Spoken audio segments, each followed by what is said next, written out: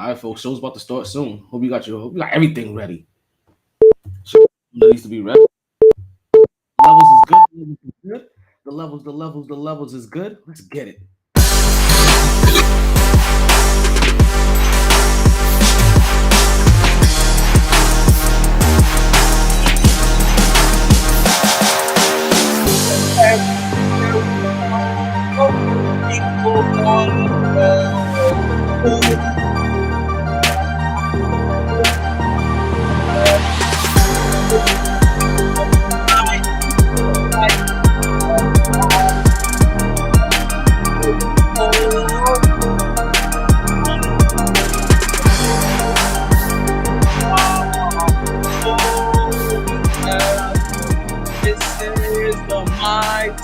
The MyT Sports Podcast.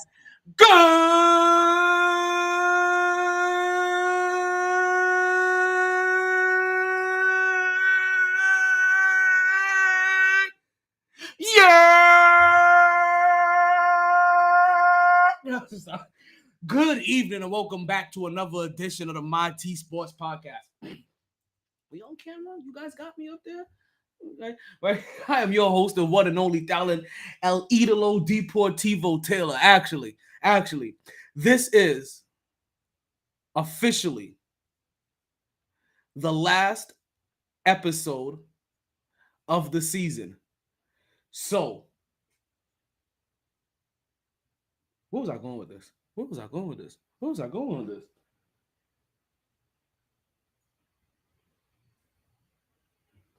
That's what happens when you do two things at once. Let me put this down for a second. Hold on. Let me get this set up. Sorry. I was trying to set up a Twitter space real quick. I know you guys are like, hey, yo, this really your last episode and this what you doing? Like, this your last episode. Listen, man, this is how things are right now. Yo, what the fuck? Let's go. Let's go on, brethren. Maybe I need to refresh this. Pull that back. Pull it back up. Start. There we go. All right, let's try this again. Hold on. You know what? Fuck it. Let's. You know what? This is why we do things like this, right? This is why we do things. If it means rewind, the concept means forward. You requested it, so we rewind.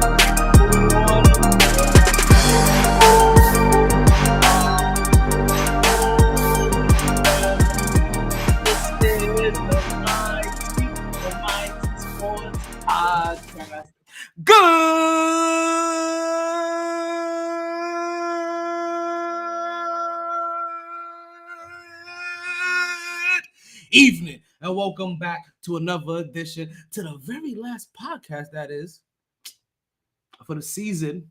See what happened here last time of the MyT Sports Podcast. I am your host, the one and only talent, El Idolo Deportivo Taylor. Actually, because this is the last episode of the season, I'm actually talent senior writers Taylor. Yeah, things have been going a little bit. You know how senior writers goes, right? But listen, it's another Fuego day in the hottest city in the world. We got a big show for you guys coming up today. In case you ain't know, it's officially July 3rd, 2023. This is season 8, episode 90, track 544 of the MyT Sports Podcast. And boy, do we have a big show for you guys today. We got new year, new money to go over to. We got the OB uproar. There's an OB up. Why am I not surprised, Knicks fans? There's an OB uproar. We got an OB uproar. We got Tibbs under fire, of course. Did I tell you this is the season finale of the MyT Sports Podcast? Oh yeah, we got a Blue Chew promo code for you guys to ride out with for the summer. We got the birthday shout outs handed out that we're gonna hand out, right? We got Max Van Fleet. We're gonna get into Liberty bounce back. We got the summer league. Ain't looking pretty. Excuse me. But we got the summer league over here, right? We got the summer league. We have all that and more coming up next on the Mighty Sports Podcast. But you know what we say here, regardless of the time and regardless of the weather, you play to win the game. Hello? it's always a blast on the MyT Sports Podcast. So let's start talking. Woo! Ooh, I got it back at it like a sports fanatic. MyT Sports. Woo! Woo! Woo!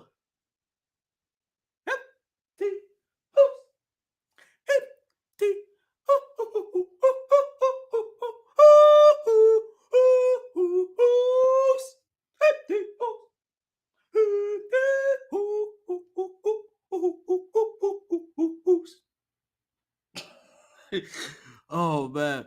Listen, teams are empty in house, if in case you ain't know. But we're gonna get into that in just a little bit. You know what we like to do at the beginning of every single podcast. You guys know what we do. Like what we like to do at the beginning of every single show, right? It's time for us. Right, it's time for us to start off with the birthday shout outs, right? It is time for the birthday shout outs, right? So you know what we do here. We give a little birthday shout out to everybody that had a little birthday.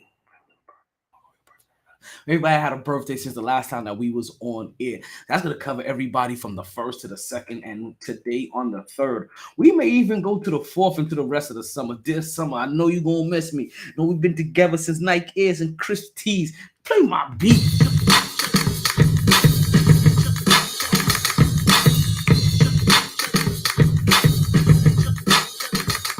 Because yeah, it's your birthday. We said it's your birthday. It's your birthday. It's your birthday. It's your birthday. It's your birthday. Because it's your birthday. We sing happy birthday.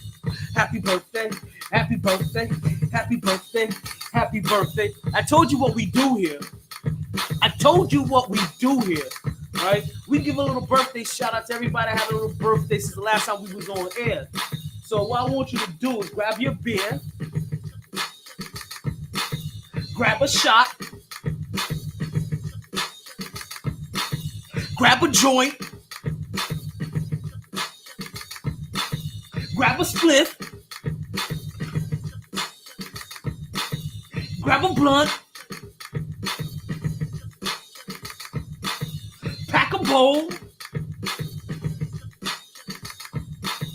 pack a steamroller, fire the rig. It don't matter what you do. Just go ahead and cheers with your boy. Let's get our birthday shout outs ready. First birthday shout out we'd like to give to. What's going on, Ricky? That's Ricky. What's going on, Ricky? It's my cousin over there. Right?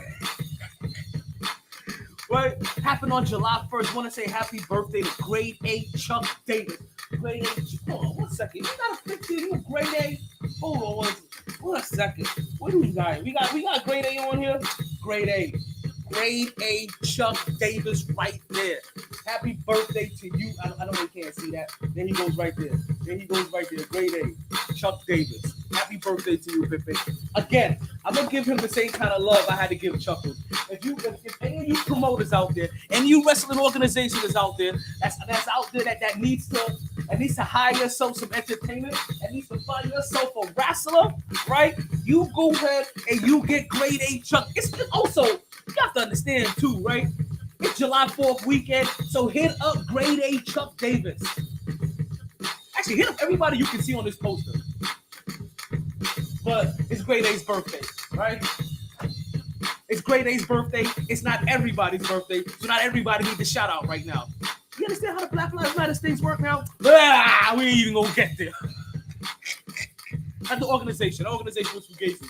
They were fortunate as a motherfucker. I ain't gonna lie. There's still a small part of me. Not even a small part. It's a big part of me that believes that the only reason why there isn't more of an uproar right? From the, you know what? That's none of y'all goddamn business. I'm gonna leave that. That's in-house. That's none of your goddamn business, right? Next birthday shout out. I'd like to give a. That's that little ex birthday. I'd like to give a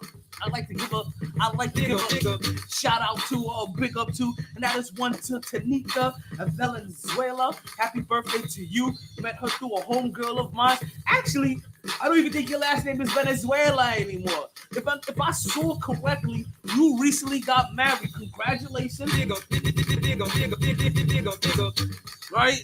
I mean, but marriage though. Whew. Emotional damage. It's just me. That's me personally. Like, I'm sorry. Like, I got commitment issues, right? I got long-term issues. It's been everything. That's why I can think about things in like 3 to 5 years, tops. Anything past 5 years, and I still get in the sheets. Right, so. To Tanika Venezuela, happy birthday to you. Also want to say happy birthday to my niece Nikayla Harvey. Happy birthday to you, little one.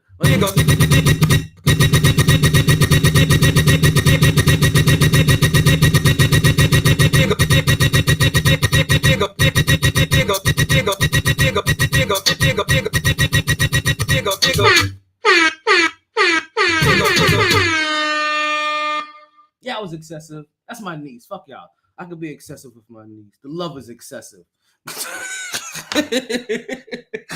So I want to. Hey, yo. Oh no. Okay, my bad. I thought that said 8294. So. Damn it. We ain't even gonna finish the birthday shout outs by the time we get into this. Hopefully they show a re-ear. Like, hopefully I could go over to like NBA TV and they'll be showing the re-ear all over again. But I guarantee you, by the time this weekend is over,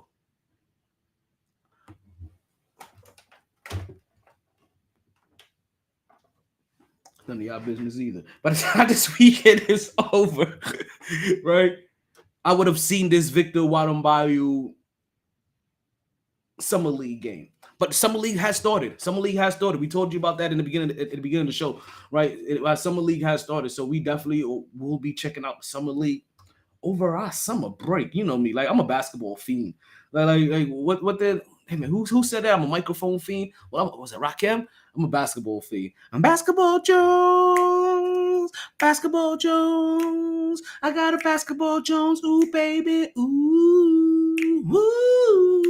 Basketball Jones. See, I know you guys think like I'm singing it bad, but I'm only singing it bad because that's the version that I have in my head by Chris Rock. It's a very bad version of it.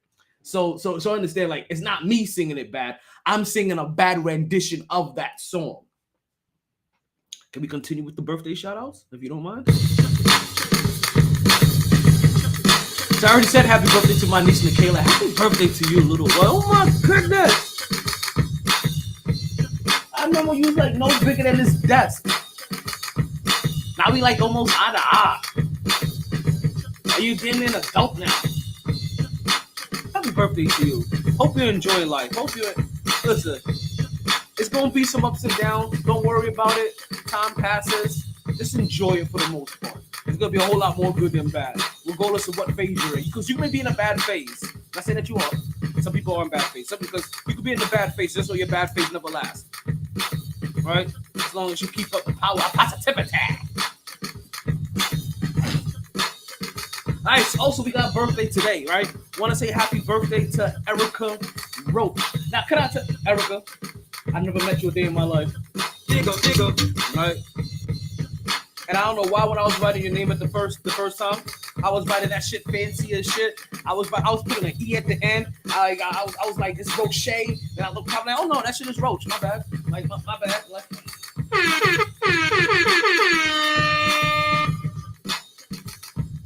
But you are one of the besties to one of my besties, right? So we're lukewarm friends. I'm sorry. These are all jokes.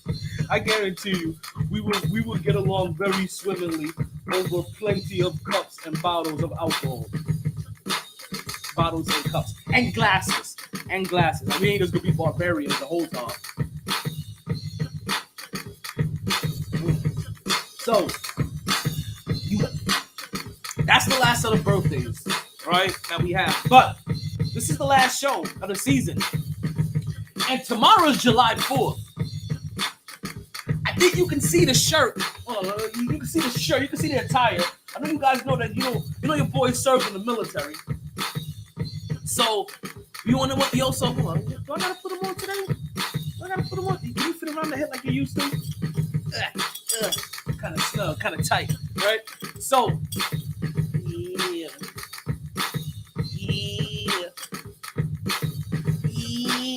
Right. So you also want to say happy birthday to America, you toxic bitch, you.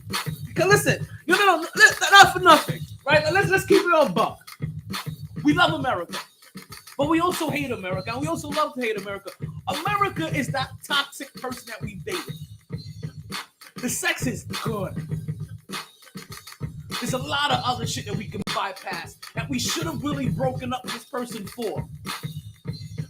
But what they do right, boy, do they really do right. But when they fuck up, boy, do they really fuck up. And they fuck up on grids, and we should have left your ass. We should have been left your ass. But then you hit us with a got stimulus check.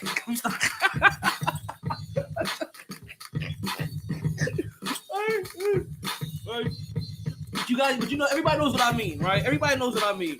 Like, USA should be our toxic ex. But we're still in a full-blown relationship because so far, it's the best relationship we've been in. Doesn't say a lot. Happy birthday, America. You toxic bitch, you. Right? And also, I want to say happy birthday to my boy, to my boy Cutler, right? Matthew Cutlass. My bad, Cutlass. He jumped the line. He got a personal birthday shout out. So since I'm giving personal birthday shout outs, right? Let me say happy birthday to Chris. Let me say happy birthday to my boy Bobby. Let me say happy birthday to Junior Mejia, right? Let me say happy birthday to my mom on August 1st. Happy birthday to my Uncle Pierre. These are all the birthdays that I know off the top of my head. You know what? Fuck it. I ain't gonna do all that shit. I gotta go to another page now. These are all the birthdays I know off the top of my head before the season starts, right? Happy birthday to my cousin Muffin. Muffin? Is your birthday coming up? Malik's was that's October. Yeah, August. I don't know what date, but I know it's in August. Right? So I'm just saying happy birthday to everybody. Basically, happy birthday to all my Cancerian brethren and sister. Happy birthday to all the Leos out there. Happy birthday, everybody's gonna have a birthday from now until we start the show back up in the first, right around Labor Day week. What's going on, Mark? We got one of our regular randoms of the podcast.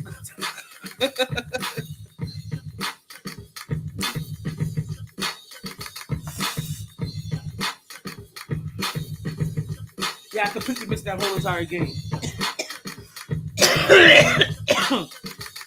I ain't gonna lie, I'm a little upset about that. Next is Oklahoma City, and I don't care about that. I'm gonna let that ride out. What I really should be watching, alright? I really should be watching the Yankees game. We're gonna pop over there for a little bit. Right, so let's bring them all in. Right? So to Grade A and to Tanika, to my niece, Nikayla, to Erica, America, to all the Cancers and the Leos. Want to say happy birthday to you all. Hope you party hard. Hope you enjoy the summer. Hope you enjoy everything. You regret nothing. You get every single weekend. You get a chance from here until Labor Day. You get your weekend at Bernie's on, and you continue to stay MyT.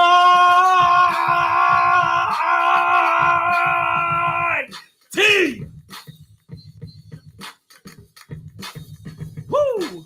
Cut that beat. Man. I told you, I got senior eyes, but I'm excited for this last episode.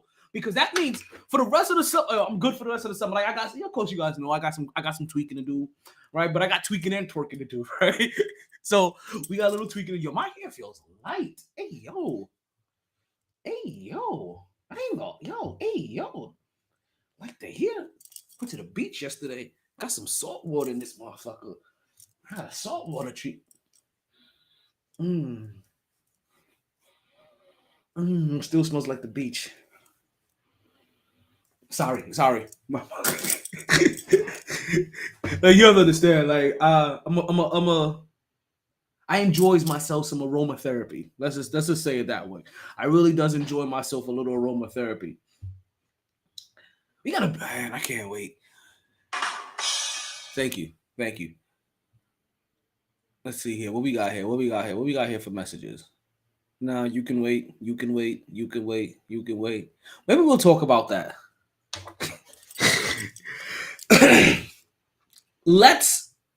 Before we talk about all this money, because I know you guys want to talk about the money that's popping out there, right? But I have a responsibility to my Knicks fans. I have a responsibility to my New York audience. My South Florida, I'm gonna come down to you guys in a second too. I have a responsibility to my Florida market. I have a responsibility to my New York market. Right? And I have to get a couple of things. But we're gonna talk about all this new money out there. Listen, we know who's turning down the money. We all know that one thing is a fact, and that is everybody's got a price. Listen, like for the right dollar amount, I may overlook a couple of poor employees. When I say poor employee, yeah, no, man, we ain't gonna get into it. Yankees are currently up 6-3. That's good. Like they was on a real slump on what Aaron Judge being injured, but it looked like they're starting to get a couple of things back. So I'm gonna cut that off because I don't want that seen on the feed. To be honest with you, actually, this is perfect because you guys can't see it like that, but I can definitely see it if I need to. Oh yeah, I just figured out a way to watch TV where hopefully I don't get penalized for it. Because you guys normally I keep a running image back there, Bluetooth, Crowd, all kinds of stuff popping up back there. But it's only because we got this new studio and with this new setup, I don't have a TV in front of me anymore. The TV is behind me. I'm gonna have to figure that out. I'm gonna have to work on getting another screen or something right here or so where I can watch and it not be that's what the off season's for though. That's exactly what the off season's for. So let's get into some Knicks talk. Let's start here. Let's start with the Knicks right before we get into the money, because now I want that lower. New Yorkers never cease to amaze me, and you know what? Not for nothing. I've learned at this point in time that the individuals that we're hearing from isn't the majority of Knicks fans, but so far they're the loudest.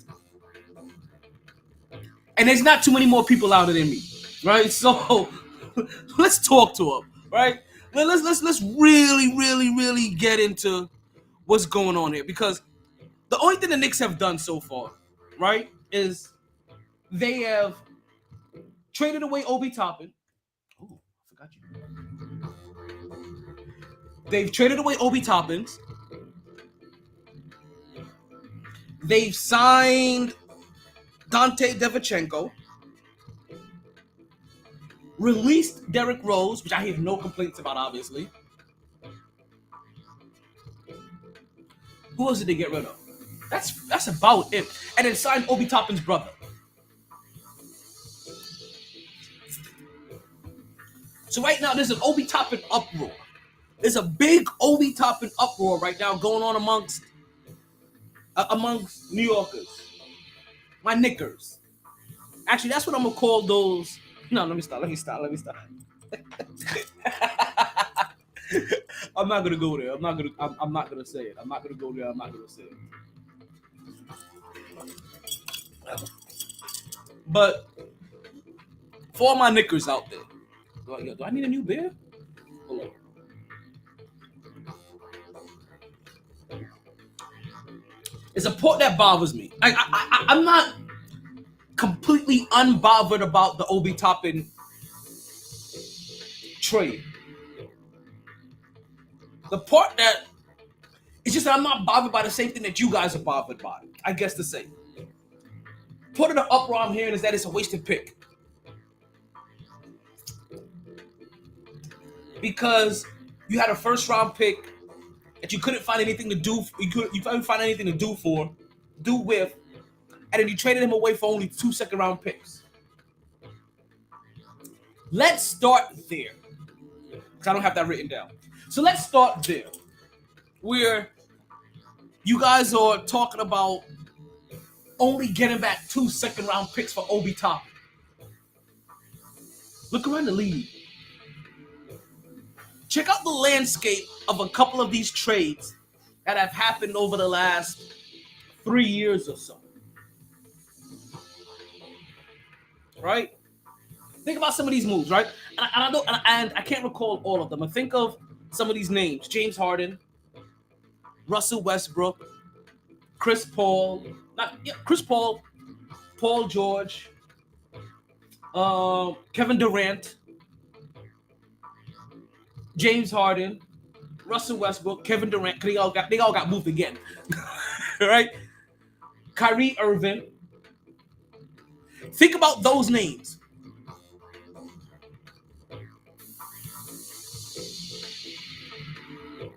Now remember what they. Oh, Donovan Mitchell, Rudy Gobert. Think about some of the names out there, right? What do you want to get back for Obi Toppin? Right? Think about what you're really upset about what you got back for Obi Toppin. Because a lot of the names I just mentioned, the return on those individuals were so minute that we were side-eyeing the Knicks organization, wondering how come they couldn't pull that off. We at least had some of these minimum assets that it looked like these guys went for. How come we couldn't be part of those trades? Because some of these guys went for such what could be considered little value that we actually believed that we were in a position to partake in that trade. Now let's forget about us. Let's focus on the part that really matters. The minute value that some of these trades happened for. So when that happened, what do you think was going to get? Who you going to get from Obi Toppin? Listen, that's not bad. It's not great, but it's not bad. Because 2 second round picks could be flipped into a first round pick, which is what Obi Toppin was. Now, the uproar about Obi Toppin just didn't get.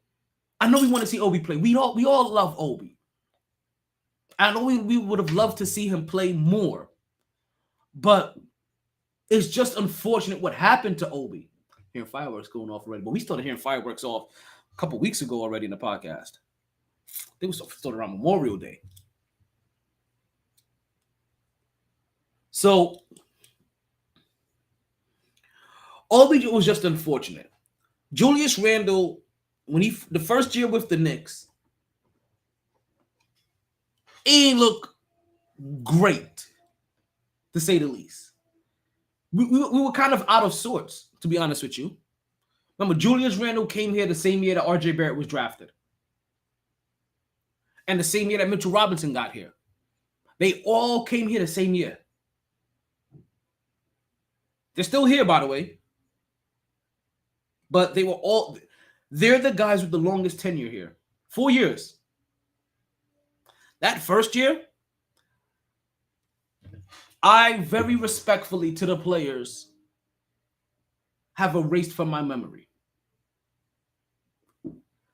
Because they didn't have any form of coaching. They didn't have any culture. They didn't have competent leadership in the front office either, below the owner level. We all know the owner, he's a fanatic billionaire. He's going to do frantic shit.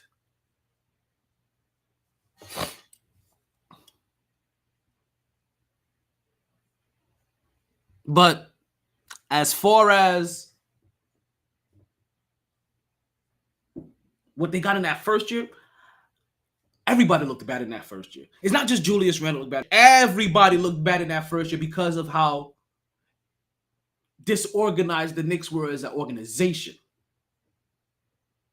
Me personally, I like to judge the Knicks from the time they got Tom Thibodeau. But just because that's where I start my judgment of them, that doesn't mean that time frame didn't happen. And Julius Randle looked bad his first year. And what the New York Knicks did was draft somebody to possibly replace Julius Randle if he doesn't fit.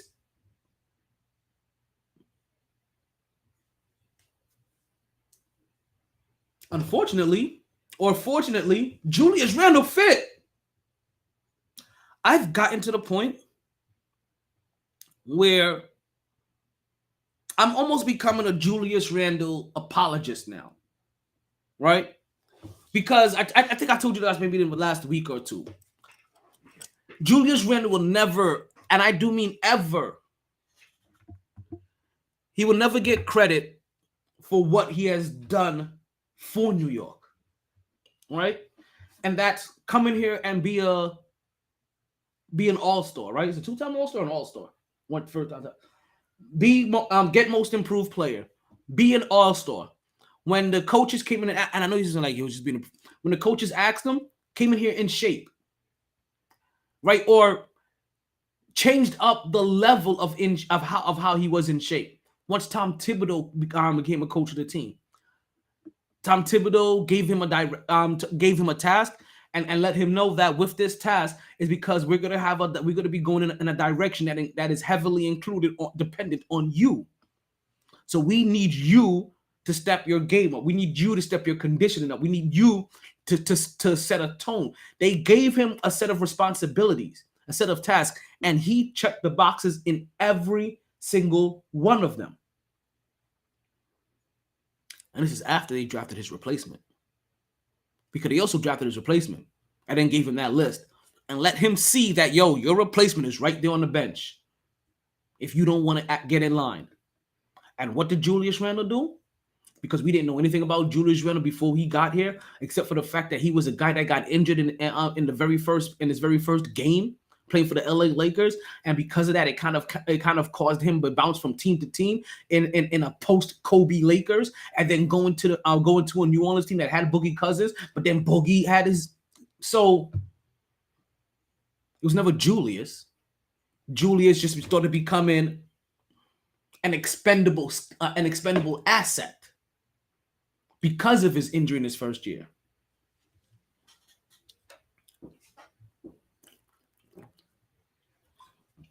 But if you want somebody to blame for Obi Toppin's not getting minutes, you blame Julius Randle for doing the right thing. The only way Obi Toppin gets more minutes is if Julius Randle fails at his position. The only way Obi Toppin gets more minutes is if Mitchell Robinson fails in his position. You forget what Mitchell Robinson was? A center that we couldn't trust, we couldn't depend on. In the early stage of his career, was constantly in foul trouble, couldn't even start. Then when he started, he couldn't stay on the court all game. Now he's finally somebody that can be on court all game. Because these guys see, you guys are very unfair at times, and you only think out of one half of your asshole. Because you don't realize that Obi Toppins can't get more minutes because Julius Randle and Mitchell Robinson has done what the franchise needs from them from a consistency standpoint, which also means, believe it or not, if they have upgraded themselves to a consistent standpoint, It means that the New York Knicks have developed them to become more consistent players. Or else, why did you hire that guy from Kentucky or Kansas, whoever it was? Why have they changed their whole entire developmental department?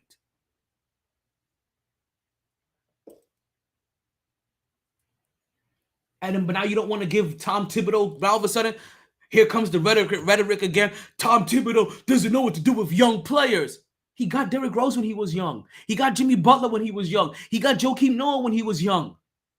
The only young player he's failed with is Karl Anthony Towns. And is that an indictment on Tom Thibodeau? Or have we not seen that's an indictment on Karl Anthony Towns? Y'all pissing me off. Y'all are really pissing me off.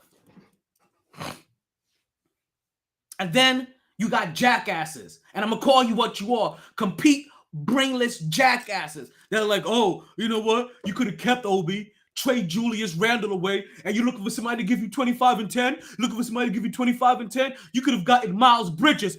The fuck? Did somebody really, I heard somebody say Miles. Now, I'm going to tell you this right now.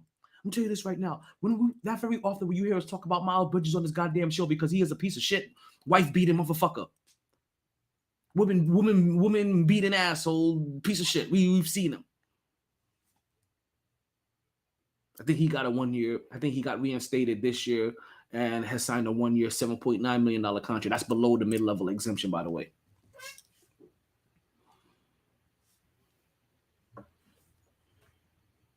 They want Miles Bridges as if you want somebody that is known for beating up his girlfriend to be a representative as a star player in this league. Now, that shit can fly in Charlotte. Like, you could be a wife beater in the Bible Belt. Because that's where they allow that shit to happen. That little holy Bible Belt shit. Yeah. They allow the beating of their women. You know what I mean? Because they force them to stay in place, and everybody turns a Southern hospitality eye. Fuck out of here. Well, we going spicy now. We getting spicy now. Y'all done woke me up. Y'all unleashed the fucking dragon. Let's check on Podbean. We haven't checked on Podbean in a while. Who we got over there? We see you, Jesus, Jesus. We see you, Foul.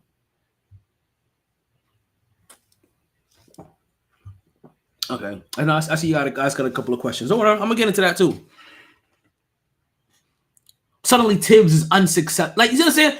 Here goes the old bullshit ass narrative that one talking fathead said one time, and every dumbass with half of a brain cell left that's on meth, you know what I mean, snorting Cheetos and fentanyl in their mother's basement. Let me stop. Right? Them niggas want to call out and be the loudest. You know why those guys have the opportunity to call in at 10 o'clock, 11 o'clock, 12 o'clock, 1 o'clock, 2 o'clock, 3 o'clock during sports radio talk shows? Because niggas got no jobs. Niggas ain't got shit going on with their lives. Fire upon the coke to me. All on them. So, Tibbs is now suddenly doesn't know how to develop young players. Yet, how many people would have wanted Joakim Noah from that Chicago team? How many people wanted Jimmy Butler? And then I heard somebody even say he didn't play Jimmy Butler in the beginning. You're right, he didn't, because Jimmy Butler wasn't ready to be played when he was a young neophyte. He sent him down to the G League to develop. Brought him back. Gave him spot on minutes. Let him know what he needed from him. Because the Jimmy Butler that you see now is because of Tom Thibodeau. That's the reason why when he went to Minnesota, the first person he wanted was Jimmy Butler. But then quickly realized that Jimmy Butler quickly realized that Karl Anthony Towns, I can't play with him. He's a bitch-made nigga. I can't fuck with this bitch-made nigga. So I'm out, Tibbs. And I'm sorry I got to do you like this. But I guarantee you, if Tom Thibodeau had opportunity, he will be right back reunited with Jimmy Butler in New York if he could. If Miami wasn't such a perfect fit, Jimmy Butler was looking for a home, 1 year earlier, we would have gotten Jimmy Butler. 1 year later, we would have got, you understand what I'm saying? I can't. I can't stand you have brain dead Knicks fans. I really can't. Again, you would have wanted Derrick Rose back in those days.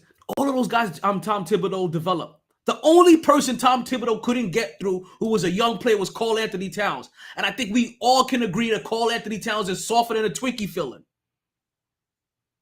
Mentally, he ain't the dude that any of us wants on our team.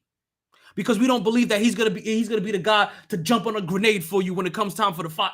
When you come to a fire in a foxhole. Nah, he ain't that dude. Stop it right now. What's going on? What's going on, Loki? What's going on, cuz? Yeah, they got me over here bugging. Fucking Knicks fans, I swear.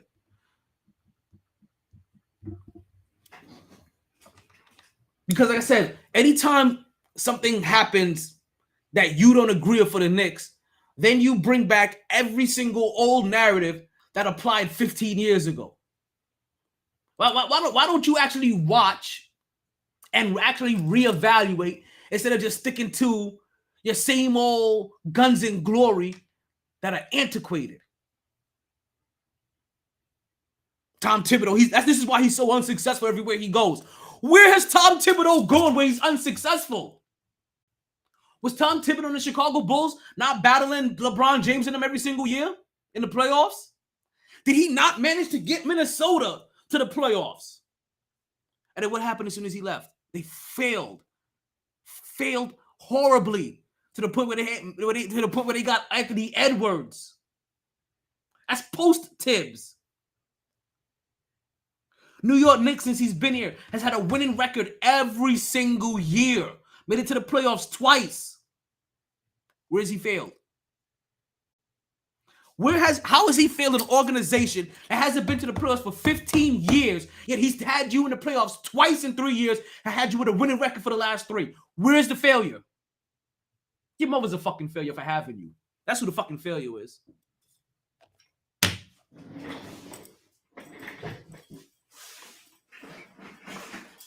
I blame your parents for raising such a dumbass.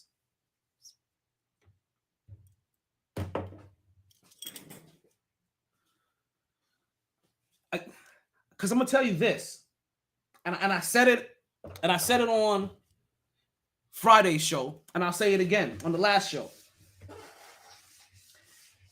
You guys forget that Tom Thibodeau was born in here to create a culture, help reset a culture, and that he has done.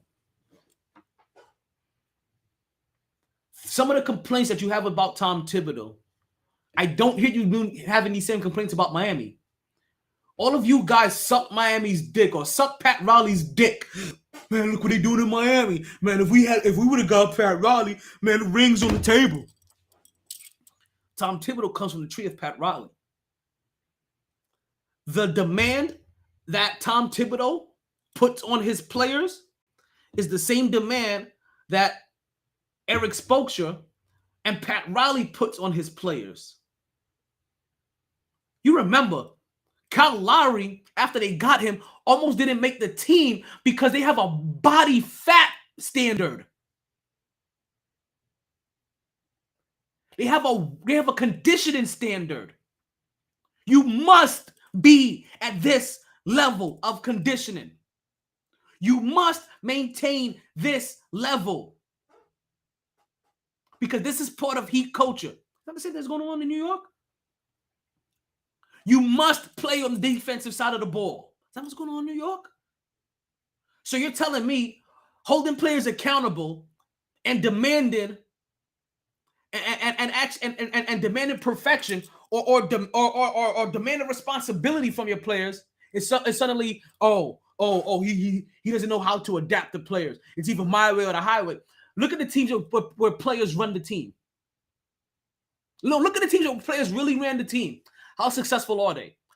Look in the past where players have ran the Knicks team. How successful were we? When players run your team, you have no culture. You wanted a culture, here it is. This is what a culture looks like. You come in, you fit in. If you don't fit in, we will ship you out for somebody that will.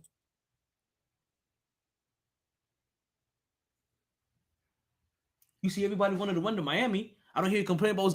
You don't hear these complaints coming out of Miami. Man, they work their players too hard. Man, they got to keep that body fat too low. Man, Jimmy Butler, man, he's playing him 41 minutes a game. You don't hear those complaints. What you hear from Tom Thibodeau because of one injury to Derrick Rose suddenly. Now he gets a scarlet letter that is fugazi. It's a Fukakta scarlet letter. He's worn out his welcome. How? How can you wear out your welcome when you've brought us the most? He's brought us the most winning that we've had in the last 15 years. How? Who's welcome? Nah, Tams, my door's open. Door's open. You're still welcome. You're still welcome. This is what's coming out of New York over an Obi Toppin trade. Because this is Tibbs' fault that Obi Toppin couldn't get more minutes. It's Tibbs' fault that Obi Toppin plays a position where we have stabilized as two. We have two starters stabilized in a 7-foot center in Mitchell Robinson that rim protects, and a guy that could get you 25 and 12 in any given game. That was an all-star in Julius Randle. Where is he going to get minutes at? Even if you play Julius Randle 36 minutes, Mitchell Robinson 36 minutes. At most, Obi Toppin gets 24 minutes a game. At most. Where do you want to get minutes at? Because you still have Hartenstein that you're playing too. So now if you split them evenly, that's 12 minutes at top. Obi Toppin gets about 12 minutes per game. Like, what do you want? Do you not know how to manage a roster? Do you not know what minutes, what minute distribution is? Do you not only understand you only could give out about 48 minutes per position? The fuck? Y'all really upset. You know what? As I hear fireworks going off, I'm gonna pop up and open a beer. I'm gonna take a sip. This is why I don't understand. So because the only way Obi gets minutes is if Julius Randle is failing. The only way Obi gets more minutes is if Mitchell Robinson is failing. And since Tom Thibodeau has taken over this team, both of them have developed into more consistent players. Sorry, Obi can't get more minutes. You want to get Obi 36 minutes? How? You want to give him starting minutes? How? So now here comes the big panic. Man, he's going to go to another team and he's going to be awesome. Well, good. You know what that means? If he goes to another team and does awesome, that means we drafted the right player. He just fell into a bad circumstance, a bad situation, where there wasn't enough playing time for somebody that could be as effective as him, which is kind of wild to me. That part is kind of wild, but you couldn't find anything more for him. But you know what? If you're trying to also do right by the player, which we always hear, you got to do right by the player. You got to do right by the player. At this point in time in Obi Toppin's career, you know what's doing right by the player? Letting him go somewhere where he could get burned. So Tom Thibodeau didn't screw Obi. Didn't screw Obi Toppin. The Knicks organization didn't screw Obi Toppin. They drafted. Now, granted, they could have drafted Tyrese Halliburton. We're not going down that road. They drafted a good player. They drafted a right player. That player just couldn't find burn. After the organization found stability and the right coach, and that coach found a way to draw out the untapped potential in the players that we had. Which is what you want. We were playing like dog shit before Tibbs took over. Unorganized. No motivation. No effort. You complain about motivation now? You complain about effort? You complain about being over 500? Because now you got first world problems. You realize that, Knicks fans? You no longer have third world problems. You now officially have first world problems, second world problems. Because that's first world problems for teams that are close to winning the championship. I don't even know what second world problems are. I've only heard of third and first. What are second world problems? Who's in the second world? Do any of these worlds have superpowers?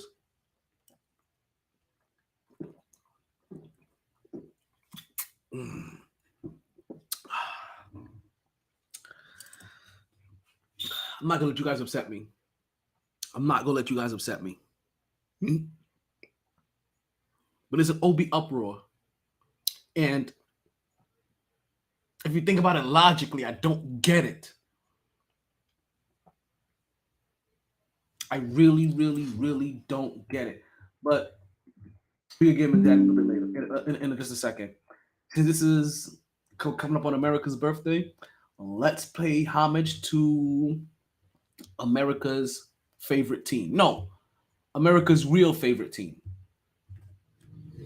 They didn't join this team to win championships or become famous. They joined because there is important work to be done.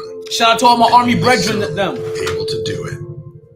They are brighter, better educated, led, and equipped than any team in history.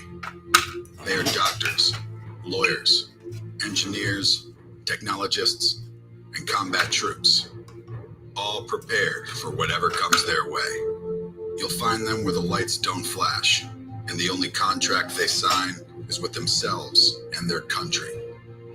One day, they may be asked what they did to make a difference in this world, and they can respond, "I became a soldier."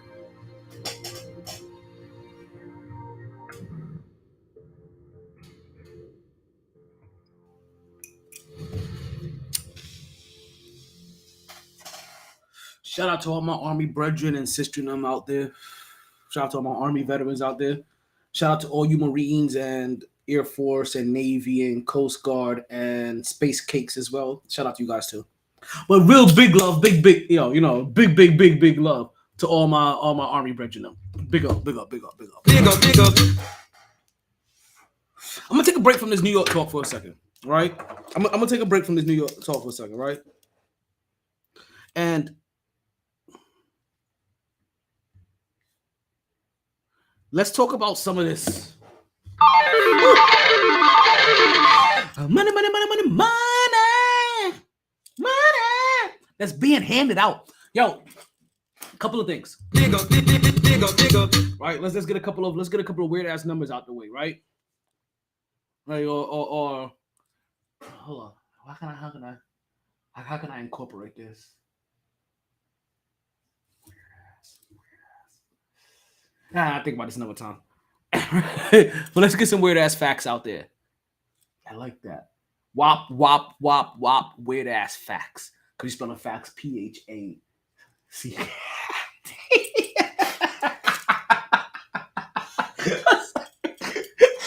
Oh.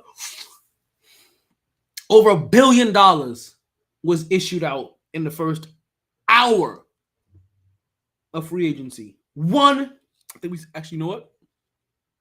I'm having deja vu. $1 billion. All right. Done by day one. Rich Paul, whatever, LeBron's homeboy, right? Part of his gang, his posse. He is responsible for $500 million being signed so far alone. Like, talking about.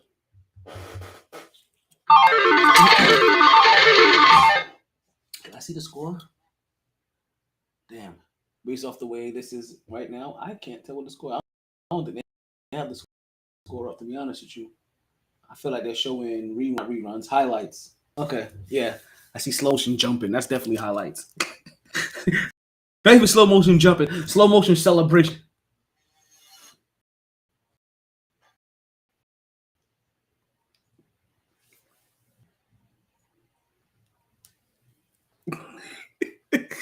Oh, man. Let's get back into it. Don't forget the phone lines are open. If you listen to the Podbean net, the phone lines are open. If you have my phone number, the phone lines are open. If you're watching through Instagram, the phone lines are open. Phone lines are open. Area chat lines are open. Everything is open for you guys today. It's the last show of the season. We ain't gonna be back to September. Do I know when in September I'm gonna be back? Let's take a look here. Do we know when in September? I want to say September 4th, but maybe September 6th. I think first episode we return is September 4th. So yeah, full 2 months. Full 2 months off. We'll be back in 2 months. September 4th, first episode, we return. First episode of the Mighty Sports Podcast. 9/4. Pull your calendar. We should wait a whole week later and come back on 9/11.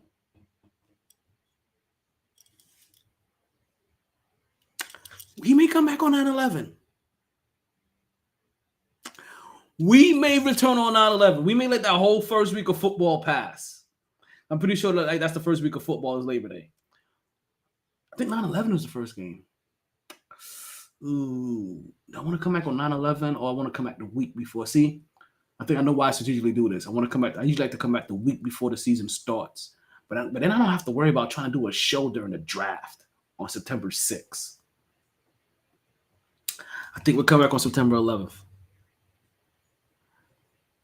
Not every year, September 11th is going to fall on a Monday, Wednesday, or a Friday. So I think we're going to make our return on September 11th. Mighty Sports Podcast returns September 11th. 9 weeks. It's a full pregnancy. Like, you understand by the time, that's 9 months. Never mind.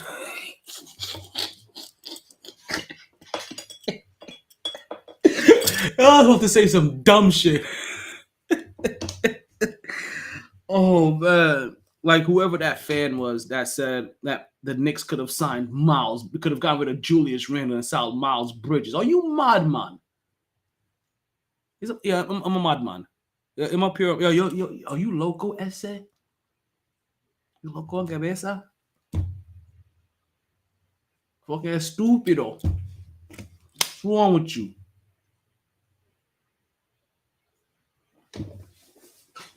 I don't know how many ways I can say it, but man, shout out to some of this money because you guys, man, that's the thing about free agency, because the free agency, the draft and free agency kind of kicks off the beginning of the new year for the NBA, right? And with new year comes obviously new money, right? And with all of this new money, we know everybody has got a price. Hey, listen, for the kind of money they're handing out, if the NBA still want, like, that's the thing about it, right?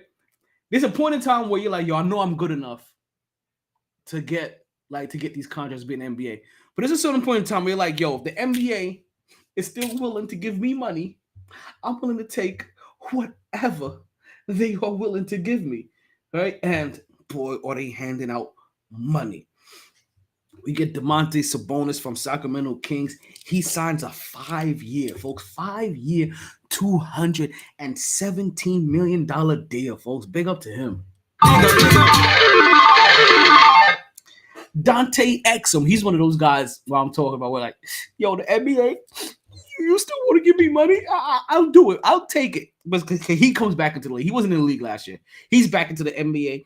And it was like he's about to sign a 1-year deal. I forgot who it was with. I forgot to write that down. I was like, damn, he's just back in the NBA. Like big up for that, period. Because a second ago, you was out of the NBA. And listen, he may be right back out of the... He may be right back out of the NBA after this year, but we'll see. We'll see. Now, this one touches home.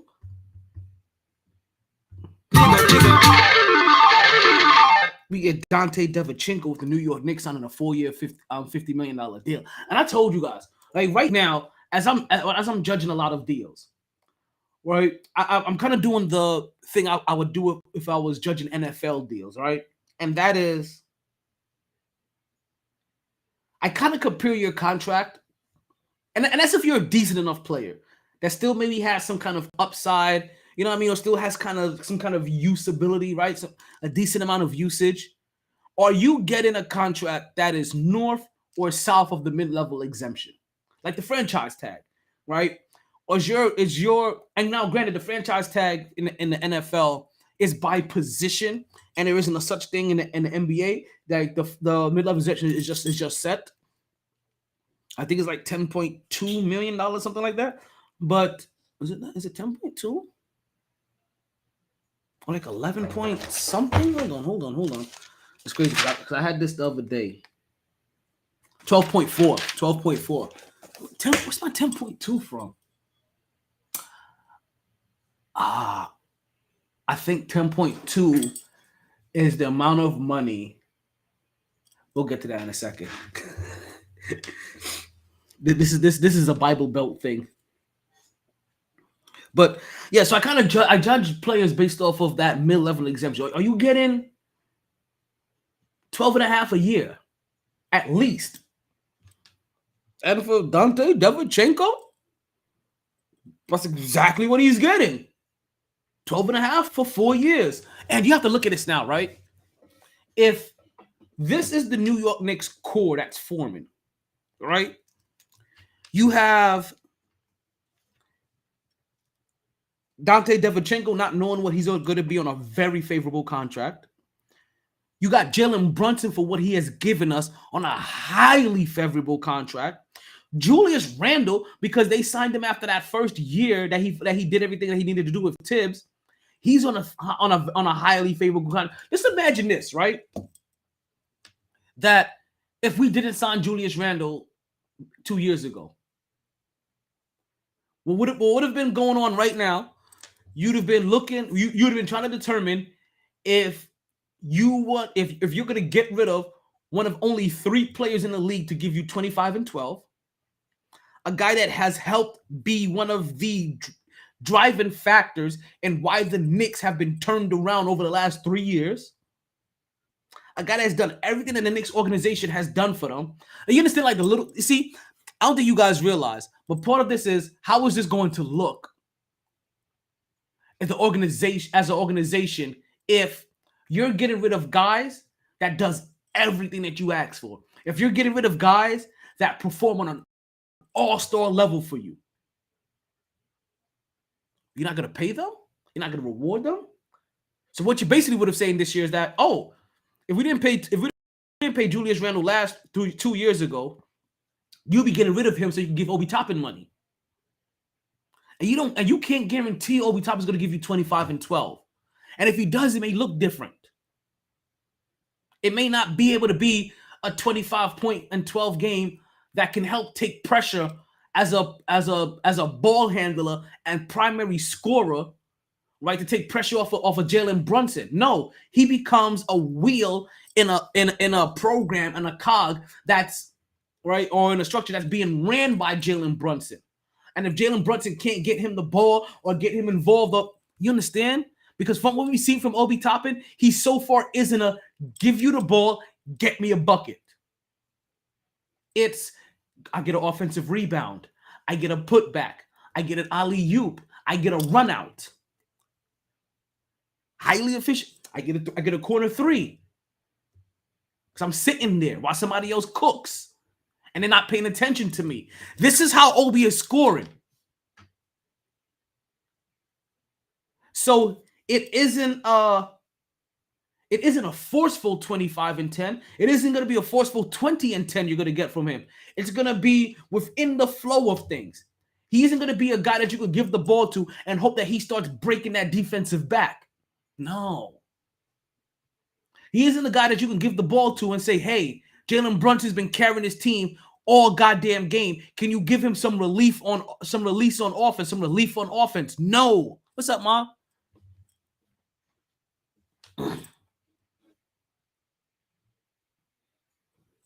That's not good. That's not Obi Toppin so far. And if Obi Toppin does get there, let's say he does get there, what happens in the playoffs when teams start making adjustments?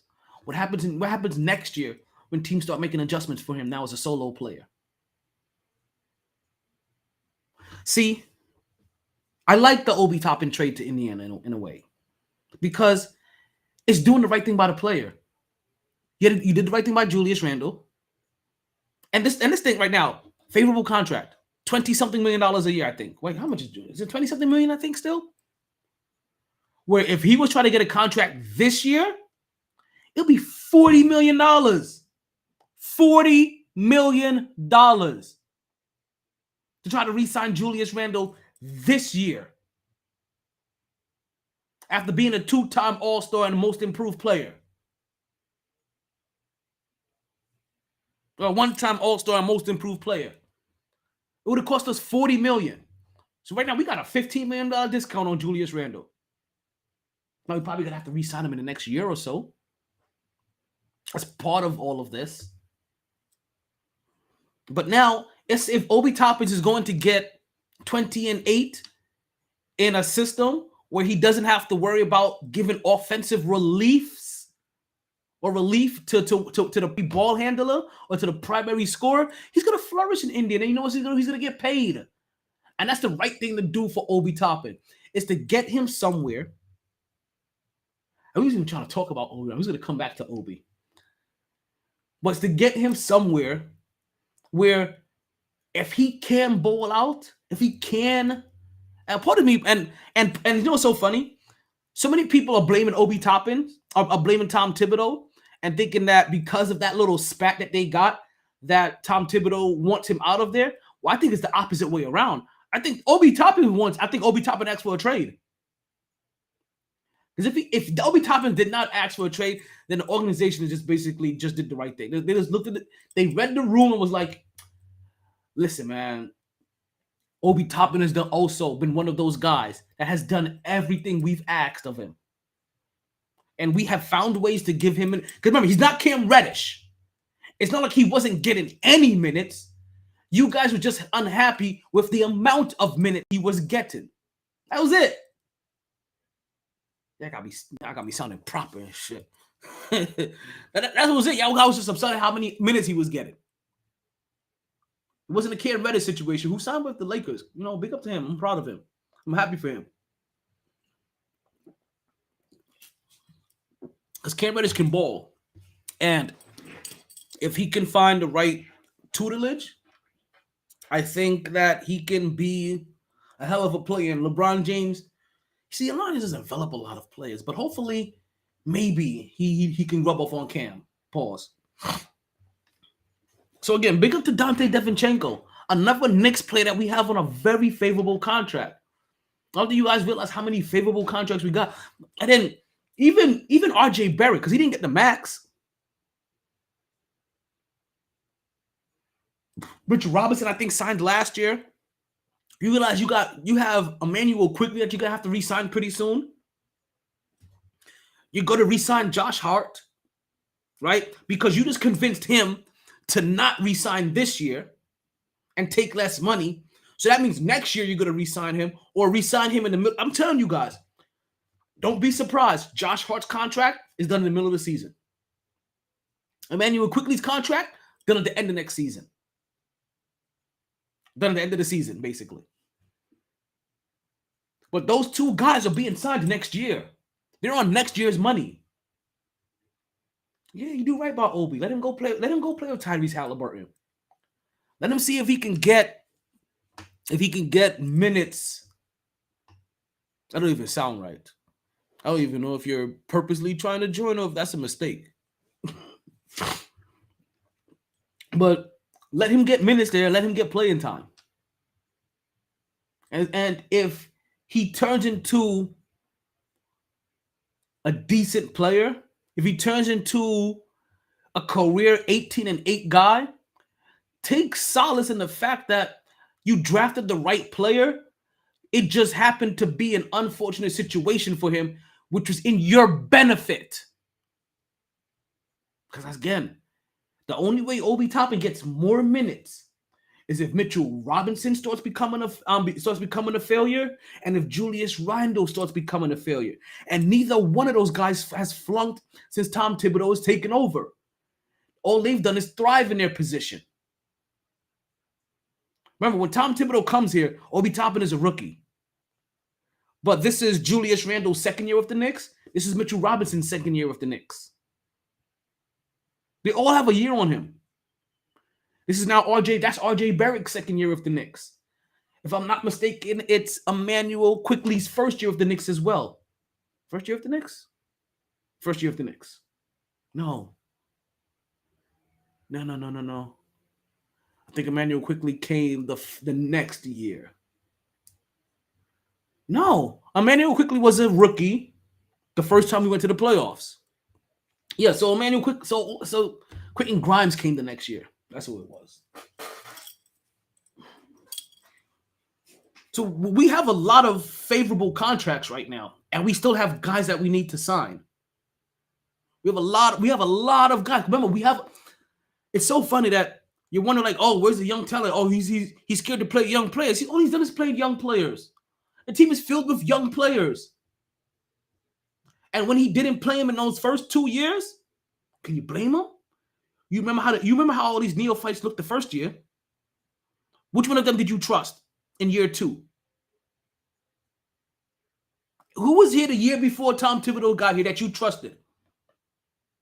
No, but you know what happens when you get these veterans that's ahead of them, that they have to earn minutes over? They're humbled. And that's a culture builder. And it lets them understand the kind of work that you need to put in to not just play in the NBA, but play for this coach. Remember, the only people that complain about Tom Thibodeau were fans, to be honest with you, and players that you would never want on your team. Because you would think they were too soft. You would think that they can't cut it. You would think that they were choke artists. That they'll fail you when the moments count the most. Those are the only kind of players that Tom Thibodeau doesn't like. For real. Players that don't give effort.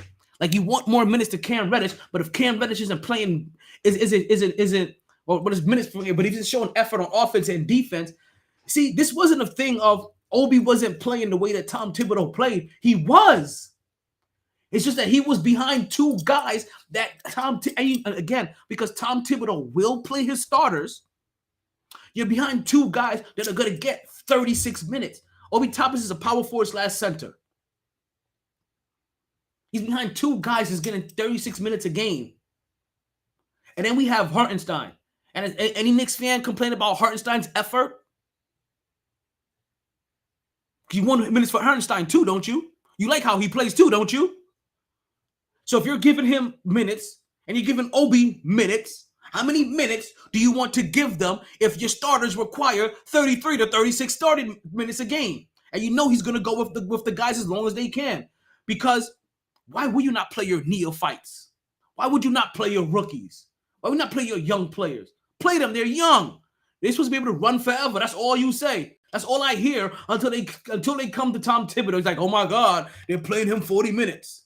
It happens in Miami, there's nobody blinking an eye. Happens in Houston, nobody blinks an eye. Happens in Golden State, nobody blinks an eye. Happens in Sacramento, nobody blinks an eye. Happens to Tom Thibodeau, all of a sudden you guys are eating ass.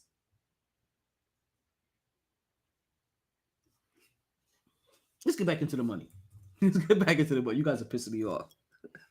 You guys have... It's like you guys have royally pissed me off. It's not even that you guys are pissing me off. You guys have pissed me off. Tom Thibodeau shouldn't be under fire. The Knicks organization, right, should not, right, from president to GM, should not be under fire. This regime has not made, this regime is not the perennial fuck-ups that you're used to, because a lot of the things that you're going to bring up, this regime isn't responsible for. This regime has nothing to do with.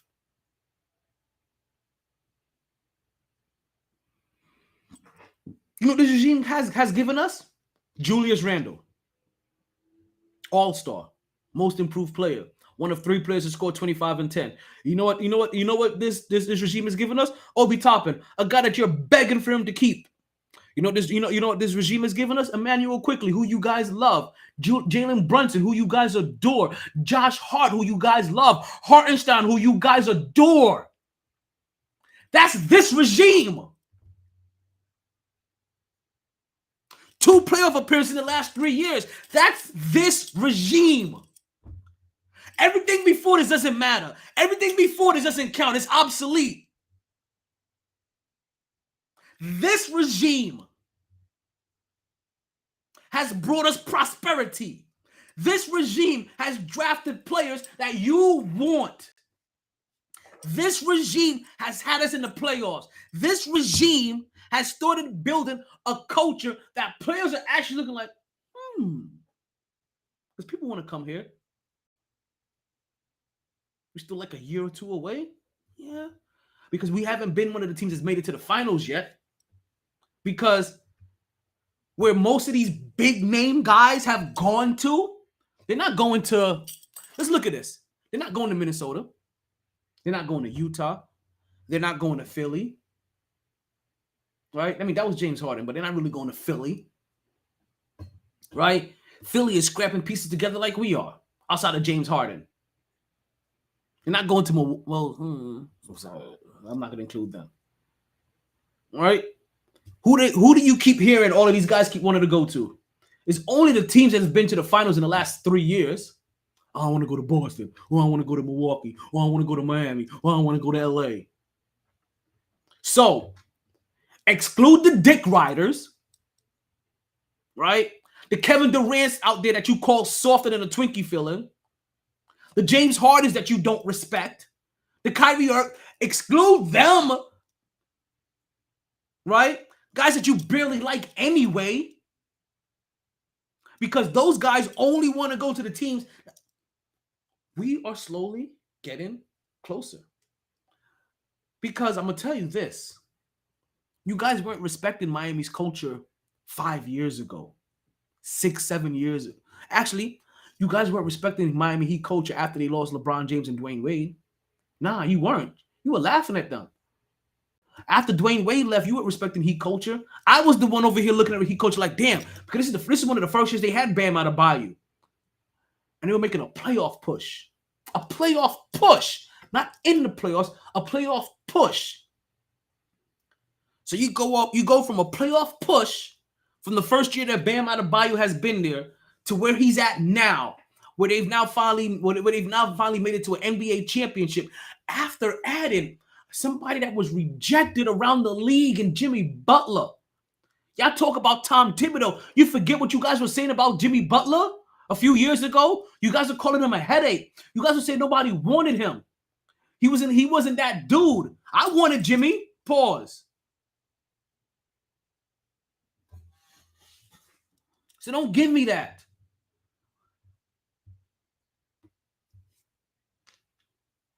I'm good, pimping. How you guys doing out there? What's up, Corey? Talking sports. You know what we do here in the MyT Sports Podcast. Jordan Clarkson, he gets a 3-year deal with Utah, 3 years, $55 million. We got Patty Mills. He gets a 1-year, $6.8 million deal with Brooklyn.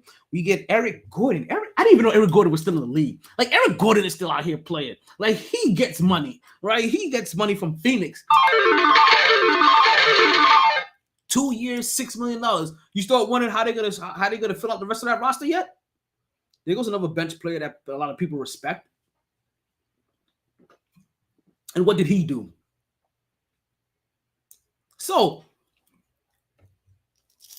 you have to realize you're on the right path. You're still on the right path, New York Knicks. But you're on the right path because Tom Thibodeau has been taking us down this path with this regime. They have been arm in arm in communication and trying to find the right way to fill out this roster. Does everybody hit 100% of the times? No! Even the teams you wish we were like doesn't hit 100% of the time. Because for as much as you like the players for that Miami had, Gabe Vincent, Duncan Robinson, and whatever that one's name is, ultimately they failed in the finals.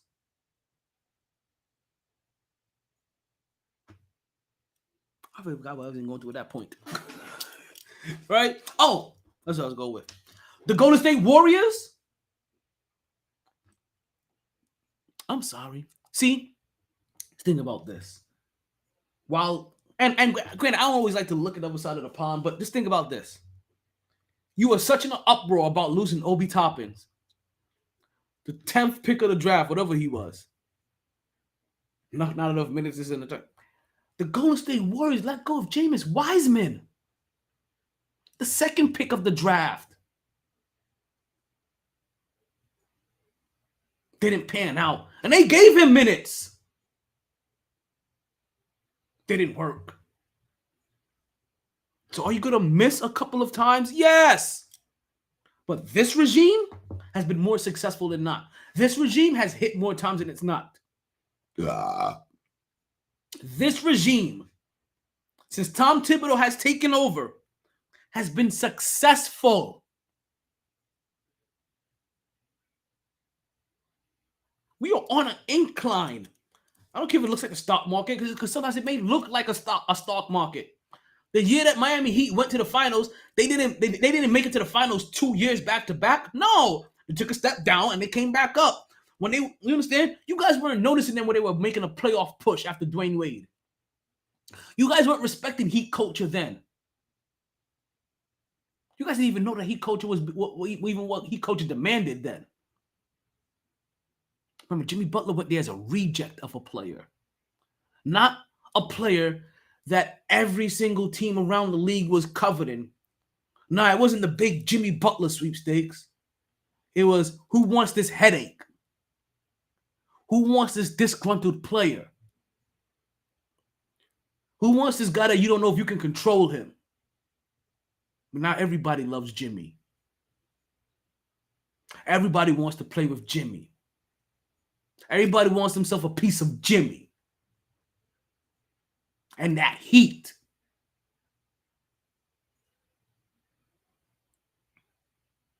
Just saying. So now you get players wanting to go there. Damian Lillard. So we have to find out a path. Because how long ago has it been since Dwayne Wade left Miami? Let's take a little quick look. I'm gonna look at Bam Adebayo's draft year. Here we go. So Bam Adebayo has officially been with the Miami Heat. Only averages 14 points per game. Right? But has been with the Miami Heat since 2017. 14th pick. Oh shit! Happy birthday! He got a birthday shout. He's born the day after mine. He's a Cancerian too. Okay, and he's from Jersey. Yeah, he's from the Tri-Borough, from the Tri-State area is what I mean. In 2017, 2018, nobody cared about the Miami Heat when they had Bam Adebayo on that team. That's what I'm saying.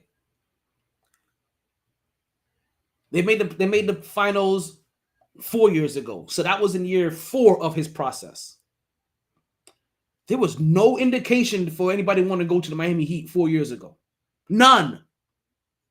The Miami Heat were in no better position than the New York Knicks 4 years ago. Before they got Jimmy Butler. I'm talking about what the Knicks are currently right now. But what it took, it was that he saw an organization that had a culture, that had young players that understood that we're not going to take off, right? This was basically the culture that Tom Thibodeau came from, and he loved playing for Tom Thibodeau. So he went to Tom Thibodeau's Zen master. Instead of playing for the pupil, he went to go play for the master. I can't even call him the master because he's a pupil of Jerry West. I'm sorry, and Jerry Bust.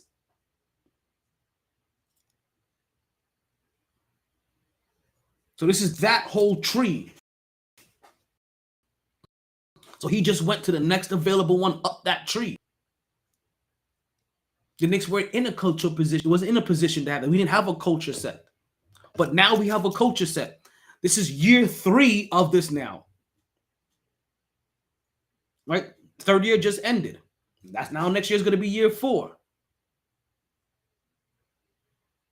Now let's start seeing what happens. 4 years of a set culture. Of people understanding of now what it takes to play. Not just take to play in New York, but also, as I said, like Julius Randle, for what he's done, he's not going to get the amount of credit.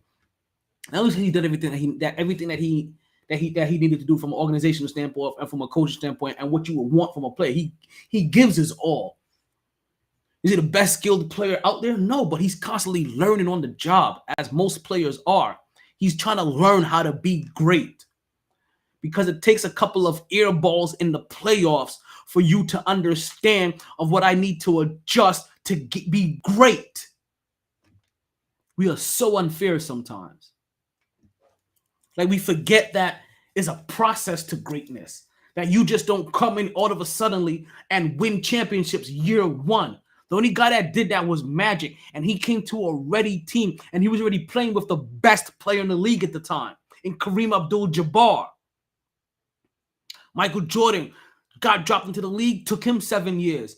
LeBron James dropped into the league, took him 7 years. Kobe Bryant dropped into the league, took him at least 4 years, if I'm not mistaken. And he had Shaq,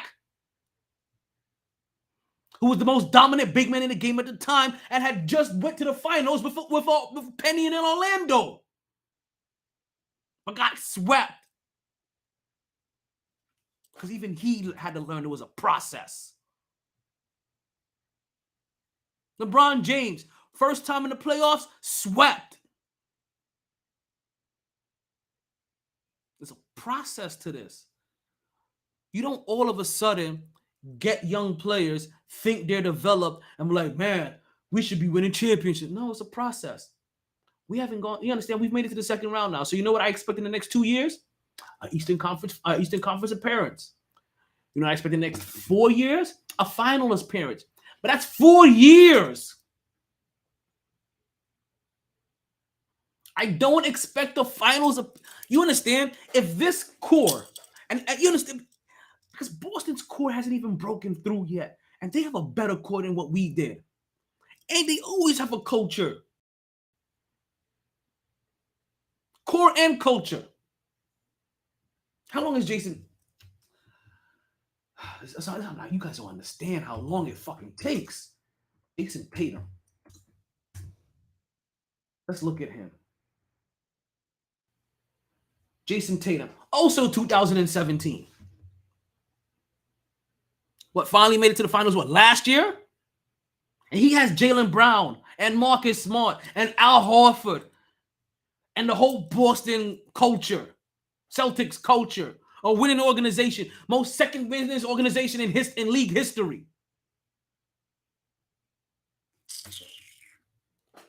You really act like you don't know what it takes sometimes. So patience. But ultimately, Kayamate, Deke Kamo, because y'all pissing me off. Y'all really pissing me off. Oh man, Cody Zeller, he signs a 1 year, $3.1 million contract to go play with the New Orleans Pelicans. And they're gonna need a big man because you know that Zion Williamson isn't gonna play.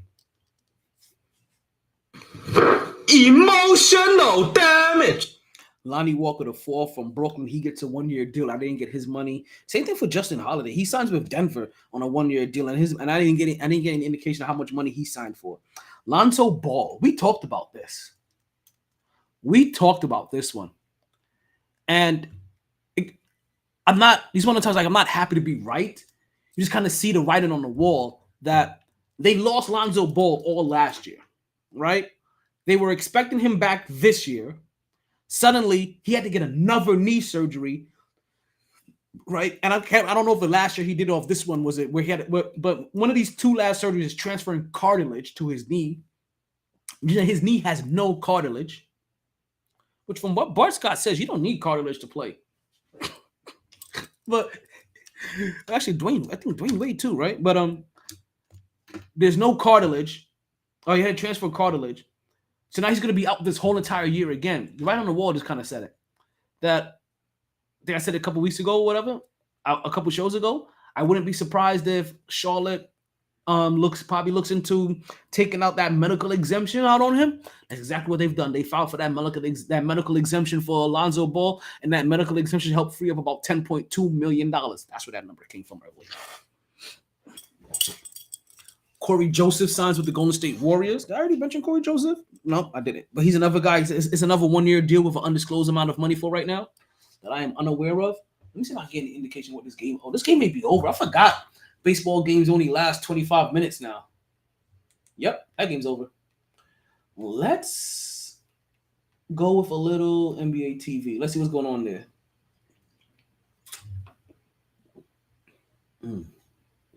That's good. That's real good.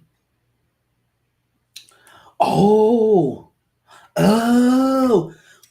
wait.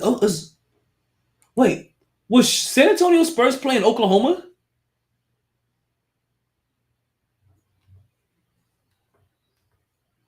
Hold on. Because if that's the case, that means Chet Holmgren was supposed to be back then. So this wasn't just a Victor Wembanyama resurrection, right, or appearance, right, debut. This was also the return of Chet Holmgren, or even appearance. I can't remember if Chet Holmgren even played in the Summer League last year, to be honest with you. Oh, wow. Yeah, I'm definitely gonna have to catch. I'm definitely gonna have to catch and watch that on NBA TV tomorrow sometime. I'm ready for. I'm so glad I'm off tomorrow. I ain't gonna lie. I thought I could be off today. It sucked. You had a full day today. But you know what? I ain't gonna lie. It didn't feel bad. Like because I knew I was gonna be off tomorrow. I was like, you know what? At least you're off tomorrow. At least you're off tomorrow. Which takes me back to the fact that I am still in firm belief that. Oh, I almost forgot about my Twitter people. That I am in firm belief that we should have 4 weeks, right? And we should be off every Wednesday. Work Monday, Tuesday, like 10-hour work weeks.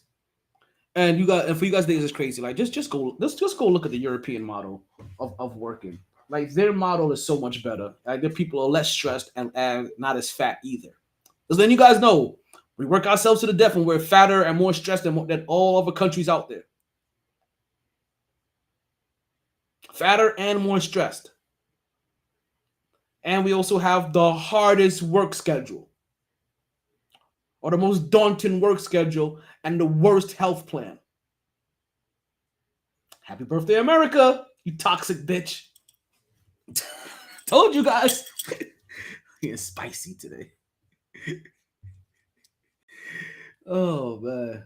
3 days in a row. What's going on here? Nah, not Wednesday. Saturday, Sunday, Monday. Nah, y'all tripping. Because you want 3 days off, but think about this, right? The day everybody hates is Monday, right? You work Monday, Tuesday, you're off Wednesday. You work Thursday, Friday, you're off Saturday, Sunday. Every 2 days you get a break.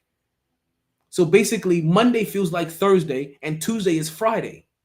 You come back, you start working again. Thursday is actually Thursday, and Friday is Friday. And it's also about sustainability. And I used to have this work schedule, so I'm not just talking out of like just thinking about it. This is actually a work schedule of mine. You work 2 days, you take a break. You work 2 days, you take another break. You never feel overworked. You never feel overstressed. I remember I had this schedule, and every Monday I'd be like, "Happy Thursday to everybody," because it was probably the best work schedule I ever had. I need to get that back. Monday, Tuesday, off Wednesday, Thursday, Friday. Try it. It will change you. It will change your life. It will change your life. I see you though. I see you there, Baldy. Baldwin range. I'm just gonna call you Baldy. Who the fuck is that? Who just joined the show? Oh, that's Chill Will. Oh shit. We got Chill Will. What? We got Chill Will finally in the building for the last episode of the season. He actually made. I'm surprised. I thought I was gonna be doing a show dolo. Like this. Like I said. Listen, I'm not surprised to do a show dolo. I was surprised that, you know what? Let's just go ahead and get Chill Will his intro, because you know how Chill Will gets, right? Like Chill Will, like he joins the show, but he won't say anything until his intro is played, because he gets salt, he gets a little salty without his intro. So I got you, Chill. I got you. Drop takes, don't you? Drop takes, don't you? Sir, yes, sir! Well, if you're going to drop takes, you might as well go ahead and drop them exhibitiously. Cleveland! This is for you! Chill Will. You know what's crazy? As I'm looking at all of this going on here, right? I'm looking at all of these free agency moves. I just realized something. I haven't called Cleveland's name a lot at all this whole entire time. Y'all got Matt Strauss from Miami, and y'all re-signed Karis LeVert. But I guess, like, how many much moves is Cleveland going to do? To be honest with you, if you guys don't know by now, if you first time listening to the podcast, Chill Will is our senior Ohio correspondent, straight out of the Cleveland area. Everything Ohio sports, everything Cleveland, everything college football. You holler at him, he's here for it all. But yeah, that's what I do. But you have to think, like, where Cleveland is adding their roster, what more additions are they going to make without adding again one of the big, what we want to call them, the Big 10, the Big 20 in the league, the Big 10 in the league? And if you add somebody from the Big 10 in the league, you're going to gut your roster to do it. And Cleveland has been in a really good spot for the last 3 years. Again, being in the kind of the same spot that New York was. And actually, last year may have been New York's year, from the scenario I was just talking about, where Jimmy Butler kind of just found his way to Miami. Last year kind of would have been your way of a set culture to have a player just kind of find your way there. Cleveland just beat us to the punch. Because you know what New York, this current regime of New York Knicks don't do anymore? They don't overpay for players. And they thought that Utah was asking too much for Donovan Mitchell. They thought they were trying to get fleeced. They had a package ready for them. They tried altering it. No, Cleveland had a package of players that they didn't care about, and they sent off their players. And now they're stuck with OPP. But our OPP is Jalen Brunson. And Jalen Brunson has continuously sent Donovan Mitchell home every time they've met in the playoffs. Just saying. Just saying. But yeah, that's what I haven't. But I can understand why Cleveland has it. So how are Cleveland fans even taking this? The lack of movement. Like, are they in an uproar for what, fans may consider a missed opportunity at some of the big names out there? Right? Because again, like I told people, like, unless you're making it to the finals, a lot of these top 10, like the top 10 players, right? The Big 15, the Big 12, whatever you want to call them, they're only trying to go to the teams that have made it to the finals in the last 3-4 years. That's it. If you're not one of them, they don't move. Like Donovan Mitchell went to Cleveland. Like he took a leap of faith, but he was trying to go to New York. And now you hear what's going on with them. He may not re-sign his he may not do his extension with Cleveland. I'm hearing this. I gotta hear what's coming out from Cleveland. We'll find out. Listen, all next year we're gonna be monitoring this.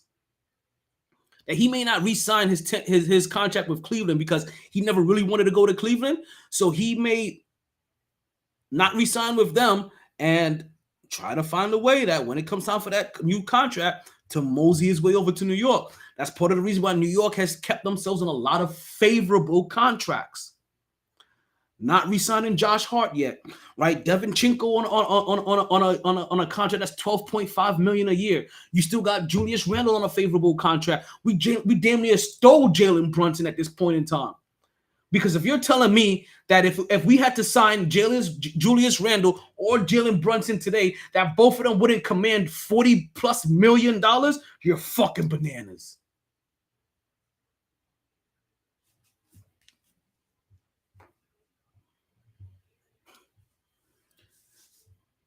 Let's see. What we got here? In my plan, Saturday feels like a new day. A new Sabah work is 2 full days away. But I wouldn't say no to your plan, honestly. Yeah, because see, it's all about It's all about, as we change subjects, I go back and forth, right? I go left field. We got baseball on the background. Actually, shit, we need to turn that one off. Fuck. It's all about that, because it's all about that constant buildup of days. Like 4 days don't feel any different than 5 straight days to me. It's 4 straight days. Like damn, like by the time you get to day number 3, you're like damn, I need this 4th day to come. If that breaking Wednesday, everything feels fresh. Everything feels fresh. Like Cody Zeller's new 1 year, $3.1 million contract. Lonnie Walker. Wait, I already got to Lonnie Walker. Corey Joseph, his 1 year contract. But you know who got some new money? As we talk about all these young players, right? Players been in the league 2-3 years. A guy that I'm really hoping he wants out. Like, to see, this is the guy I'm eyeing. To be honest with you. If there was a way to finesse this guy away, this is who I'm going after if I'm the New York Knicks, without saying a word to anybody.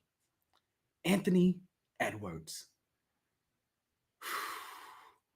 They may call him the Ant-Man, but they need to call him the Giant Man for that contract that he just got. He signs his, what they call the rookie max or whatever, for his 5-year, $260 million contract. And this is early. Like, this is early compared to what they need to pay him. But, you know what? Let me say something. This is better early than late. We've seen this too many times, right? In basketball and in football. If you think that you want to do it, just probably do it. Because 2 years from now, you're probably going to be stuck in the same place, and it's going to cost you $20 million more a year. The way that things are going. Like, if you feel like they're kind of good, but you're kind of not sure, 2 years from now, they may still be kind of good, and you still may not have another better option. But if you wait, you're going to cost you $15 more million. You understand? That's Julius Randle. So Anthony Edwards, yeah, they got him early. Because who knows what it looks like next year if they want to re-sign him. But this is also, I'm going to tell you this. I'm not surprised all of this money is going right now. Because this is really before the next collective bargaining agreement really kicks in. And not even that, before that next wave of television money starts to kick in. Because if you think players are getting paid a lot now, just remember, we still have 2 more jumps to go. There's still 1 more jump after this in the salary cap. Still another jump for them to get in money. That's how much money got poured in a couple years ago. Oh, Oklahoma City Thunder. Okay, I don't care about that. Listen, I was just worried it was news about Chet Holmgren or one of their lanky players that they were looking forward to. Yeah, if we're talking about if we go into next year, Anthony Edwards is probably going to demand $300 million on that rookie scale.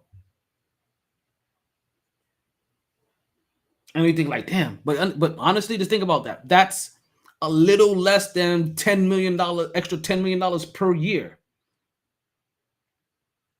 Sounds about right? That's all that is.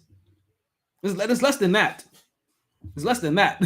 It's actually, was it $8 million extra per year? So all that is. To bring this up to a $300 million contract. It's extra $8 million a year. If they wait till next year, that's what this cost.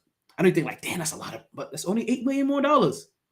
In the way that inflation goes up in the NBA and the NFL, and how this new money hits, $8 million is nothing. So as they talk about all this money being passed, I'm not surprised to see all of this money go, because I would assume that before that new money hits, you want to kind of lock players up for a little bit of time, so you can get some of that money in before having to dish it right back out. Because I'm telling you, in 3-4 years, right? Like, obviously, Jordan Clarkson won't be getting more money out there. But if Dante Devinchenko stays on his path and he gets himself another 4-year contract, it ain't going to be 4 for 50. I can guarantee you that. Even if he continues to be the same player he is now, it won't be 4 for 50 in 4 years from now. It's gonna be 4 for 100. 4.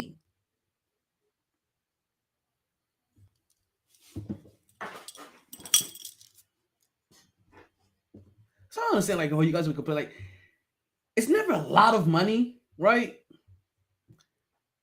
You just have to kind of remember that the money is changing faster than we can imagine.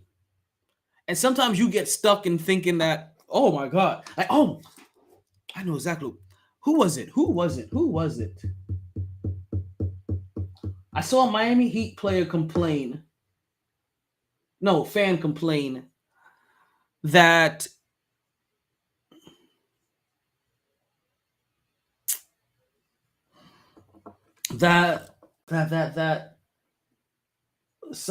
who was it? Was it somebody that they signed? No, Miami hasn't signed anybody to a big contract. Nah, but there was somebody that they didn't think was worth 4 years, 100 million, 5 years, 160.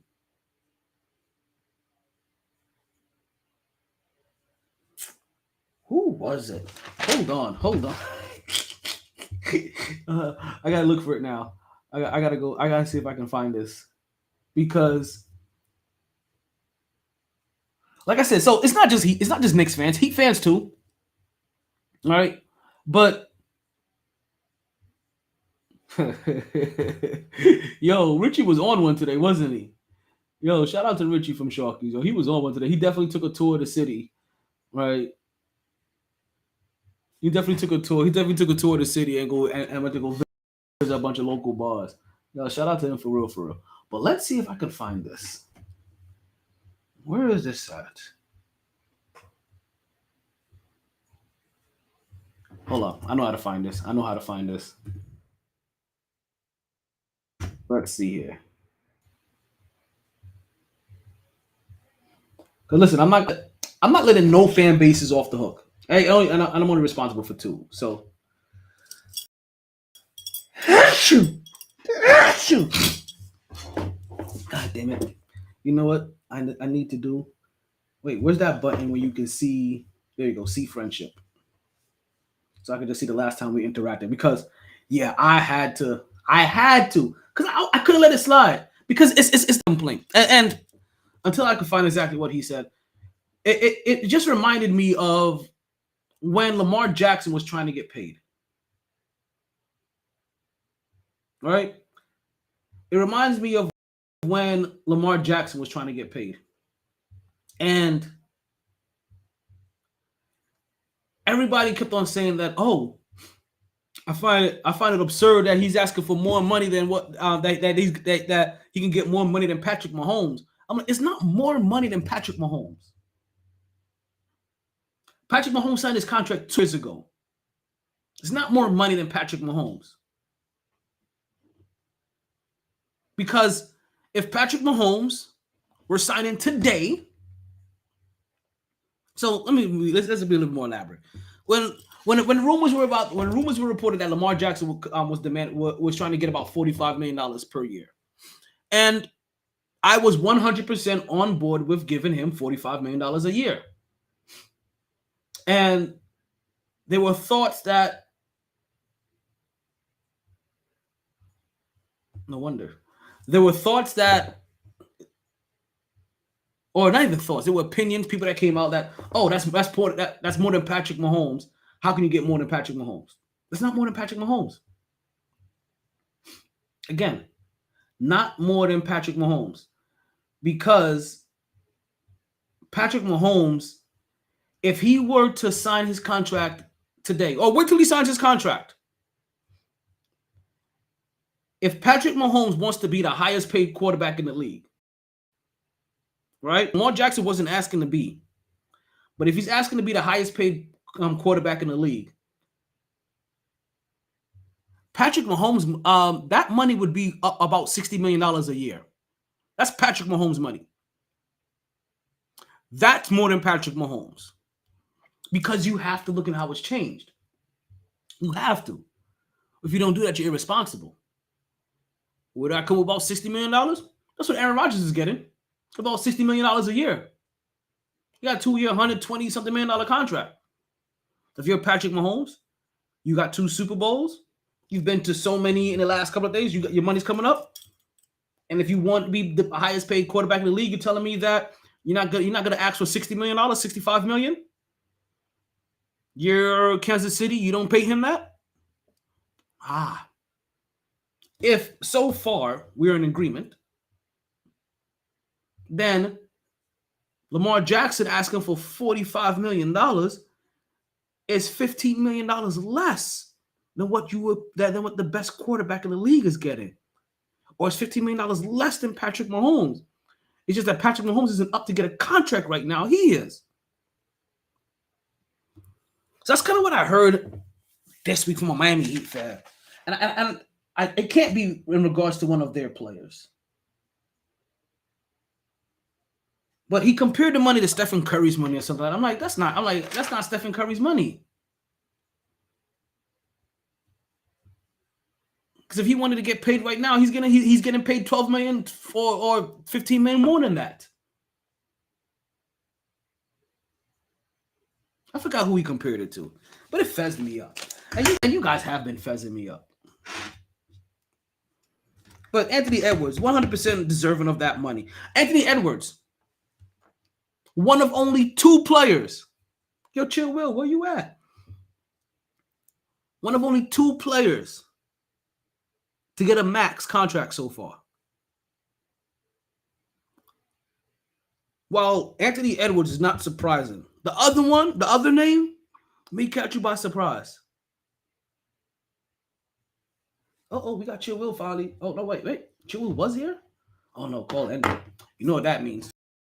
It's time for us to take a mini break, right? We're going to take a break. We'll be right back with the Mighty Sports Podcast in just a moment. Actually, we ain't even going anywhere for everybody else that's here, right? Because what we're going to talk to you guys about is Blue Chew. What is Blue Chew? Blue Chew just happens to be a little blue pill that can get you back your thrill. All you need to do is open up a pack and head straight to the sack. Just a few chews before you do. It has the same active ingredients as Viagra and Cialis, so this is one opportunity that you just can't miss.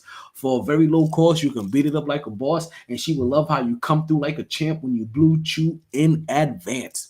And if you use my promo code of GSSS, you can get your first order of Blue Chew for free. Yes, folks, for free.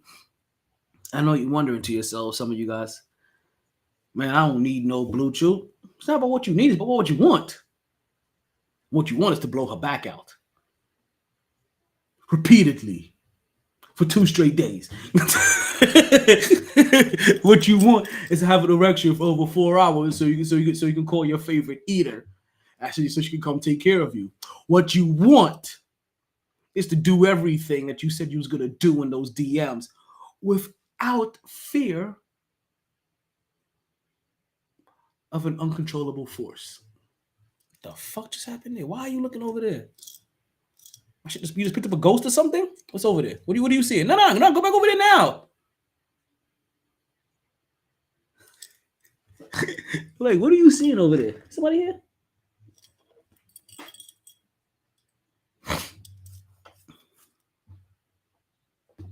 So we have, what was I saying? Players, money, Blue Chew. There we go. Right? You just want to make sure you do everything that you said you're going to do in the DMs, right? Because Blue Chew is not about what you need. It's about what you want. And what we all want is to be barbarians in the bedroom. You understand? You understand? Position. All up your head and cock out your bottom. All on body bed and all on strong. Wicked dicky. How the wicked that dicky that girls done gone bad. You understand what I said? Tongue root. Listen, only thing you have to pay for is shipping and handling. Right? Take care of your postal workers. And your postal workers will take care of you to make sure that you arrive every event locked, cocked, and ready to rock. That's an old army saying. I'm going to bring that in here for Blue Chew. He'll leave you locked, cocked, and ready to rock. Blue Chew. There really is only 2 instructions when it comes to it. You chew it and you do it. How you do it is up to you. Treat that shit like kung fu. Your style is up to you. Whether you want to do it missionary style, doggy style, jackhammer style. You want to go baby boy. You want to do it froggy style, right? You want to go. You want to do Vince. You want to go Vince Diesel. Do it Fast and Furious. Right? You want to do a Mexican taco. Whatever style you into. That's your style. You want to do like you want to pull your Lionel Richie style on, doing it all night long. You can do that too. Your LL Cool J style and doing it well. Do that. Get it as on as well. Whatever style you like, chew it.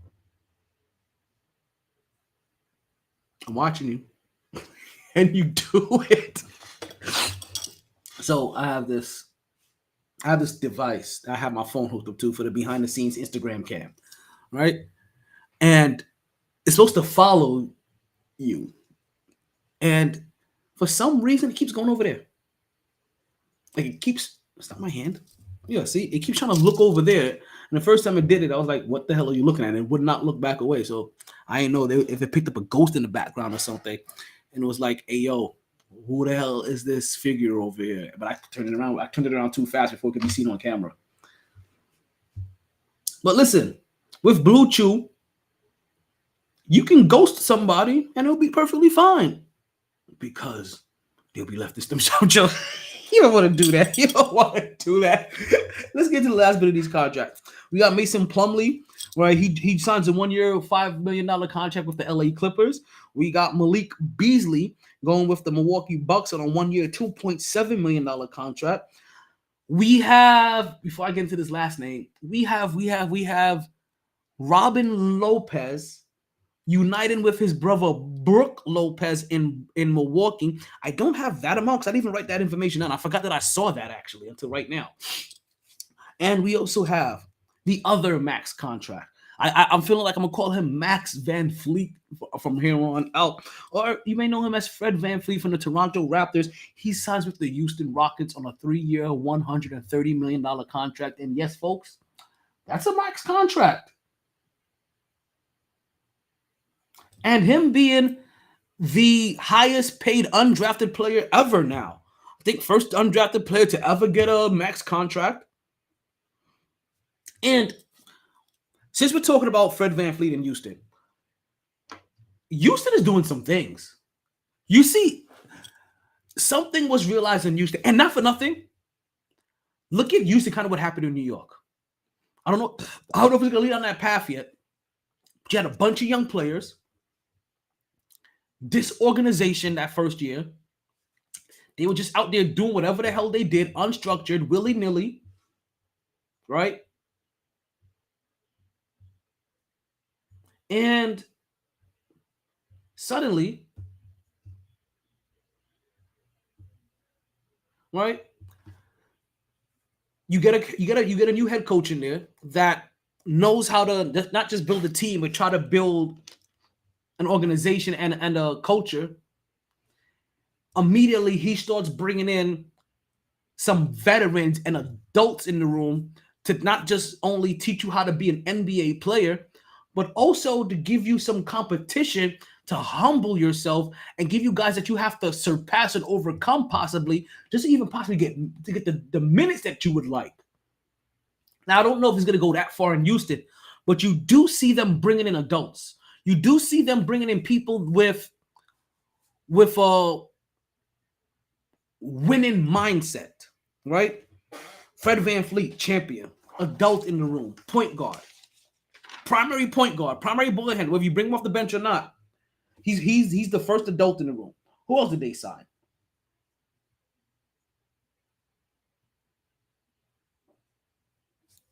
They signed damn it, the guy from Dylan Brooks. Now, not quite an adult, but a no-nonsense, lunch pail kind of player. Again, he caught shrapnel only because of the John Morant situation. In case you don't remember what happened with John Morant. Wait, that's not it.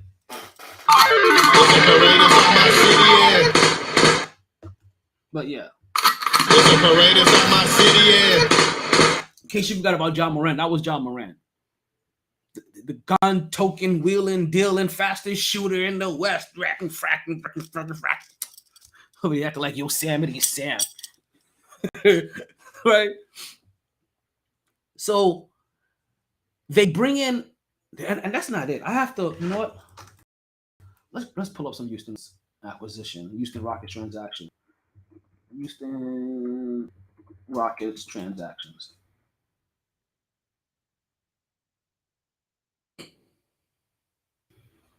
So, okay, who do we have here? Let's take a look. See.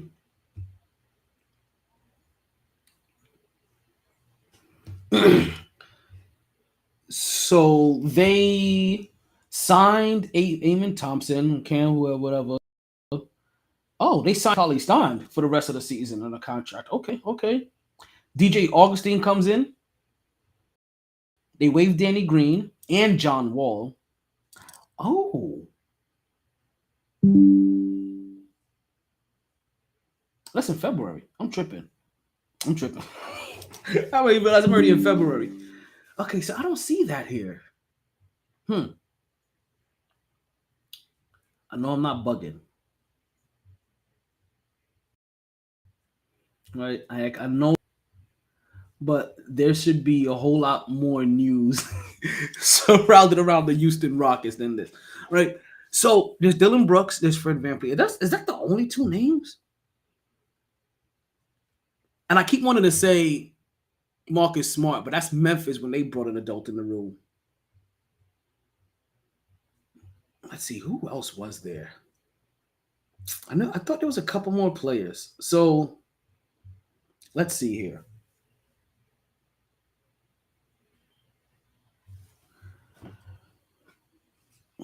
Okay, so there's an acquisition for Fred VanVleet, KJ Martin. Okay, there's Dylan Brooks. And that may be it.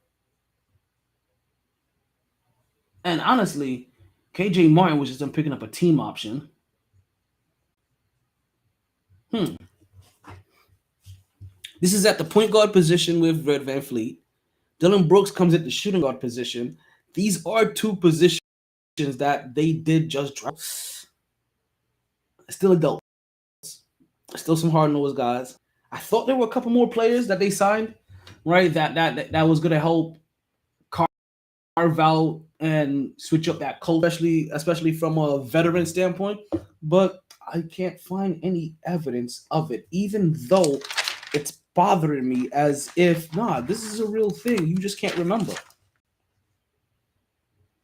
Funny thing with Houston, or now with Fred VanVleet or Max VanVleet, is that after he left the Toronto Raptors, he got a nice little tweet from Drake. Some long, heartfelt, sentimental Drake shit, right? My twin, yo, you were a real one, this, that, la la la la la, this, took us to the promised land, and I really liked, how you looked in those jeans, right? It was so weird and shit. And Fred VanVleet was like, calm down. That's all he responded. I feel like he wanted to say pause, but instead he was just like, calm down. I left it at that. As we're about to leave the podcast at that. One thing. Big up to them, to the New York Liberty, right? In their bounce back win after that horrific. Right? It was painful to watch, almost, right?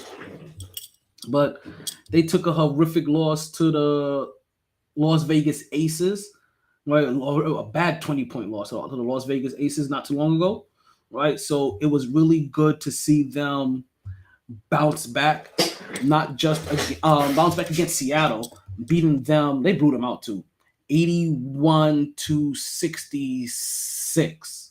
Yeah. As Courtney Vanderstoop dropped 18 points, Brianna Stewart put in another 20. Ianuska hit 3-pointers to put in 13 points. You see Laney give us 10 off short bench. Thornton with 3, Sabley with 3. Also Johannes with another 6.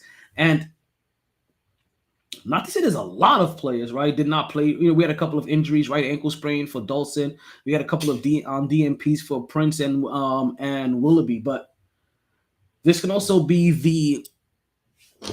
And I'm have to listen to some New York Liberty news, but I feel like what I've been seeing is the Tom Thibodeau kind of effect, the cutting of the fat, the trimming of the roster, as they've reduced this down to a 8-man rotation almost. Right, 9 at best, but you've seen them really really starting to figure out the players that are gonna get the most minutes in rotation. Sound familiar? Like, this is what every team goes through. Like, I don't understand why Tibbs is under fire, and why is there an Obi Toppin uproar or Obi Toppin trade? Like, why is there Obi Toppin uproar, and why is Tibbs under fire? I still don't get it. But the New York Liberty, they improved to 11-4. When's their next game? Do they have this? Where's your schedule? Come on. We're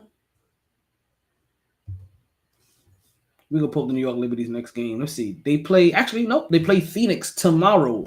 Or not tomorrow. They play Phoenix on the 5th. Yep. They play Phoenix Wednesday night on Twitter. Phoenix is 3-12, so hopefully New York doesn't take them for granted and they take care of business and wipe the floor with them. Right after that, they have a couple of other games. Let's see, that's on the 5th. So no games on July 4th. So at least we get to celebrate. They get to celebrate that. So far, they've lost to Washington.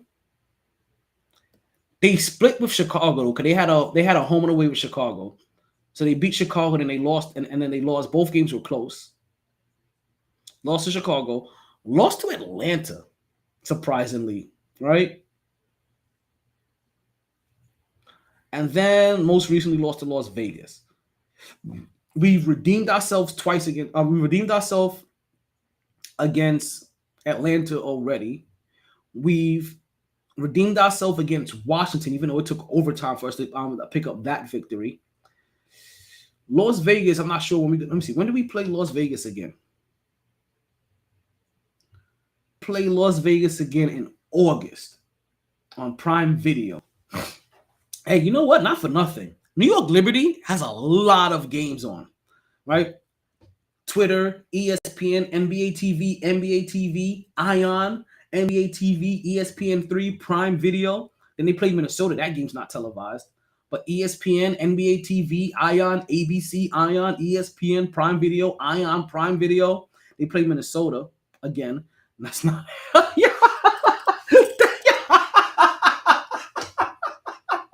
That's so disrespectful. The only game that the New York Liberty has that's not televised is Minnesota. Is something going on in Minnesota that I don't know about yet? I shouldn't be laughing about, because their first game against Minnesota on June 7th last month was postponed.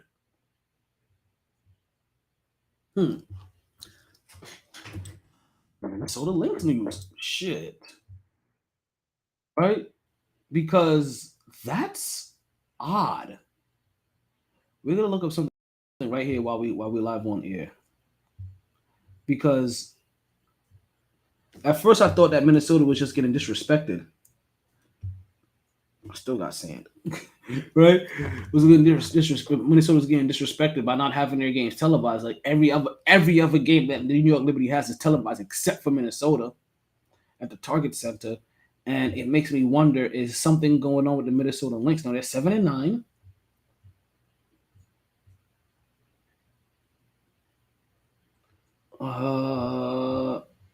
I don't see any specific news.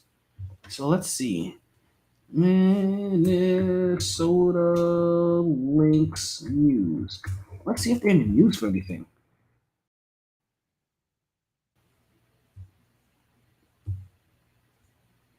Because NBA rankings, Nope, Minnesota Lynx and Fury, Connecticut Sun.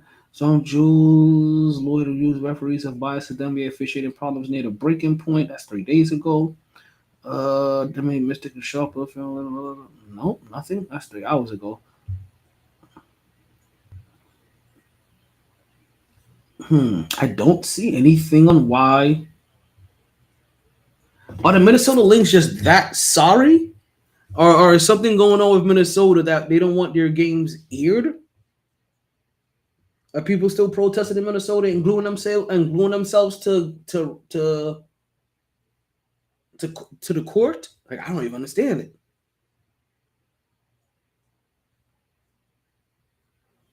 You know what I do understand? I do understand that we could be ending the show soon.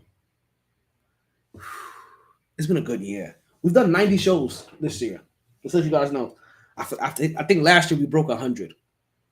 But we did 90 shows this year. So far we've done 544 shows of the Mighty Sports Podcast. 8 years in running, 8 seasons in running.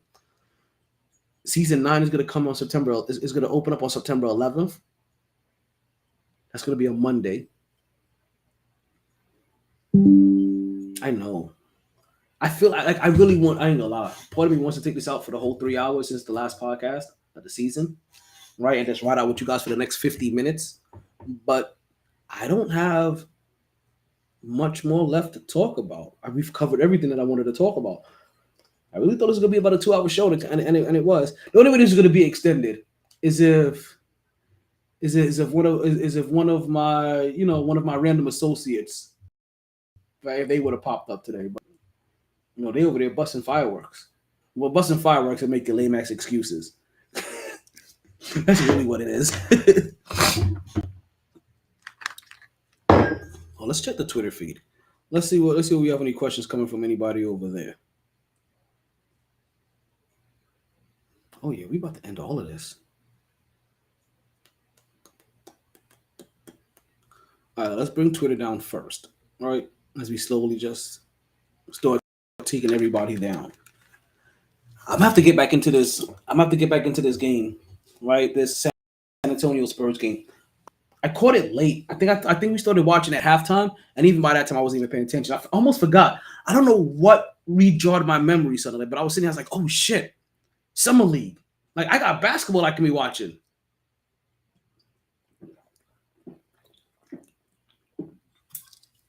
I have to remember to put my bet in for the New York Liberty to win a WNBA championship while the odds are still semi-favorable, because there's no kind of odds in the Las Vegas one. I think right now they have Vegas right now as the odd-on favorite. I think New York follows, and then I forget who's after that.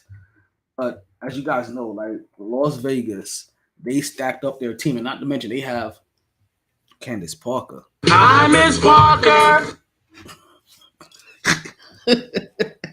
They have her, so she's a hell of a beast, and she's not just a beast. She's the perfect person to go up against Breanna Stewart. That's the other thing about it.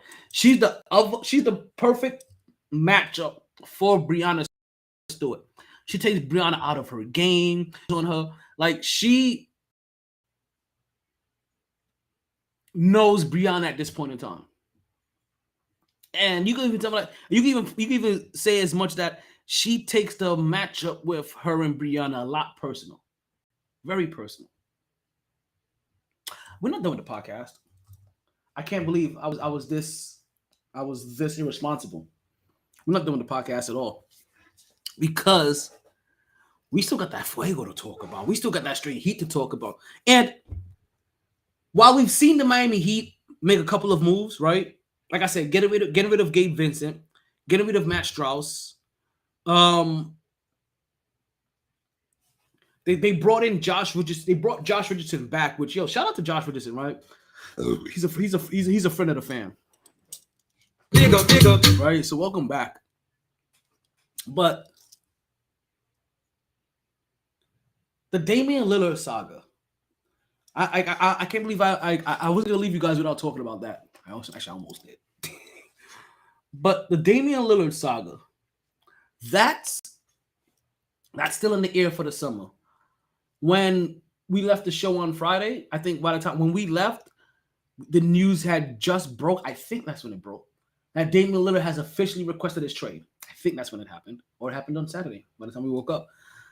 But I believe we caught it on the air on Friday. If we didn't, then listen, today here we are.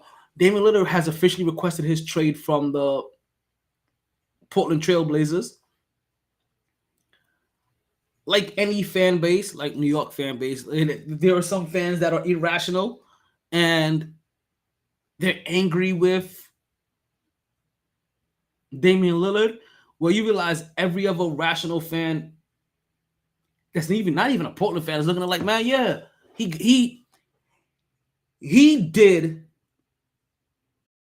what we wanted LeBron to do. He did what we wanted Kevin Durant to do. He did what we have said we want from our stars, from how we grew up in the 60s, 70s, 80s, and 90s, 2000s, before LeBron came and ruined the league. Like this is what we wanted. Players to show commitment to their team. Be 10 years. Really try. 7 years, 10 years, I don't know what's the difference at this point in time anymore. But really try past your extension. Right? And see if you can get this dough. But often to what happens, you get paid and the organization starts taking time off. If you have a 5-year contract, too often the formula has been the first 2 years is a recoup year for us.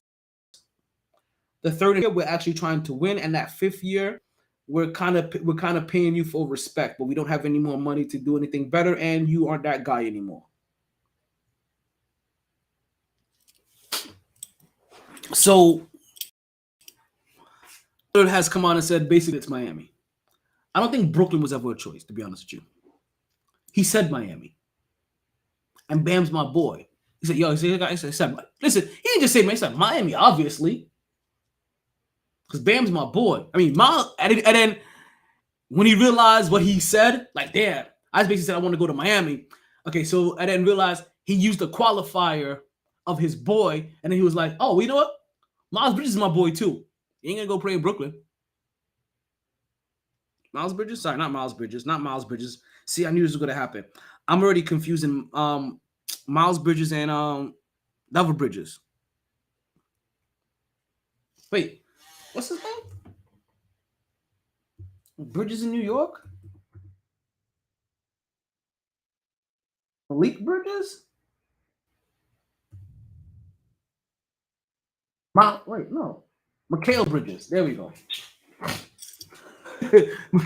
Right? Mikal Bridges is his boy. So he'll play, but nobody believes he was gonna go to Brooklyn. We all kind of figured this is gonna be a Miami thing. And as I said, I'm on Friday night, I'm hanging out with my boy, and I'm looking at this. I'm like, yo, Miami is really open. Miami is really.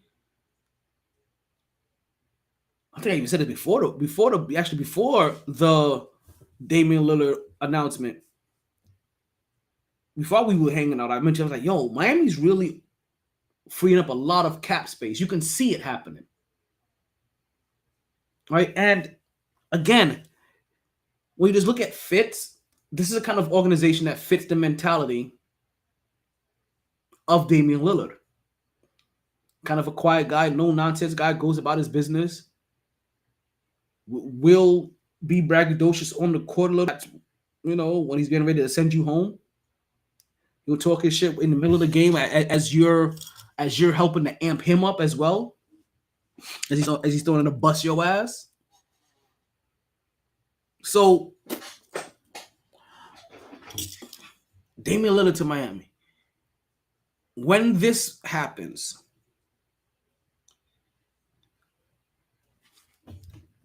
Miami probably ends up being the favorite to come out the East. There's still Milwaukee and there's still Boston. Philly falls to third immediately, at worst. But there's still Milwaukee and there's still Boston. until Boston can show you that they can mature and get through Miami again. I don't believe it. Milwaukee can beat Miami, but I think Miami has Milwaukee number. So Miami is the best team in the league. I mean, best team in the East, because it's not just talent, it's mentality. And I think they have the talent, the talent and the mentality to be able to outstand, right? The Boston Celtics, Milwaukee Bucks, or any other organization coming out of the East.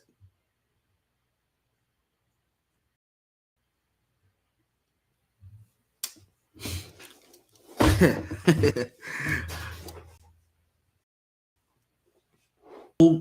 already know that there are Knicks fans out there that are already upset about the Damian Lillard, but at this point in time, do you want Damian Lillard or want Jalen Brunson?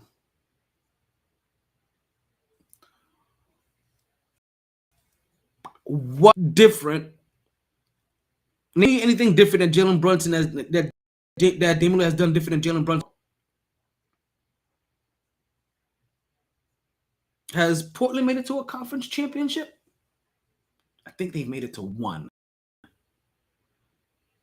That's like Melo.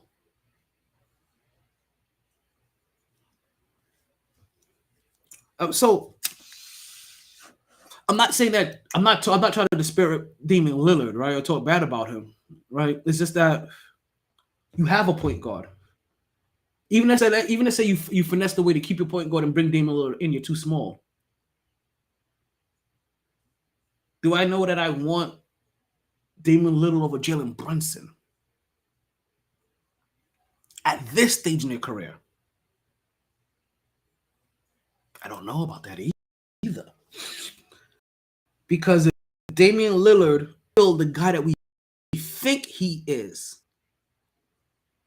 then Portland would not be doing so bad the last couple of years, because he'll be at least good enough to help elevate them. And he hasn't been. Damian Lillard, much as I love him, he may have peaked. Let me be a little bit more gentle. He may be plateauing,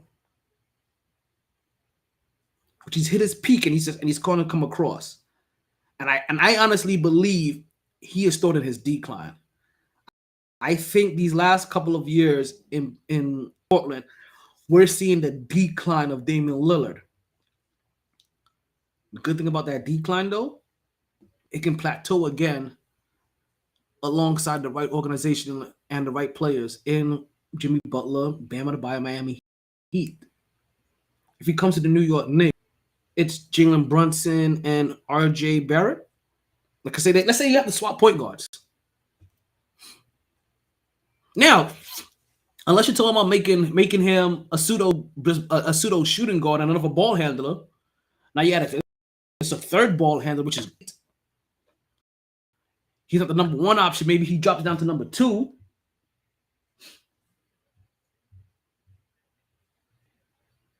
Like, so there are, what the fuck is that? Oh, okay, that.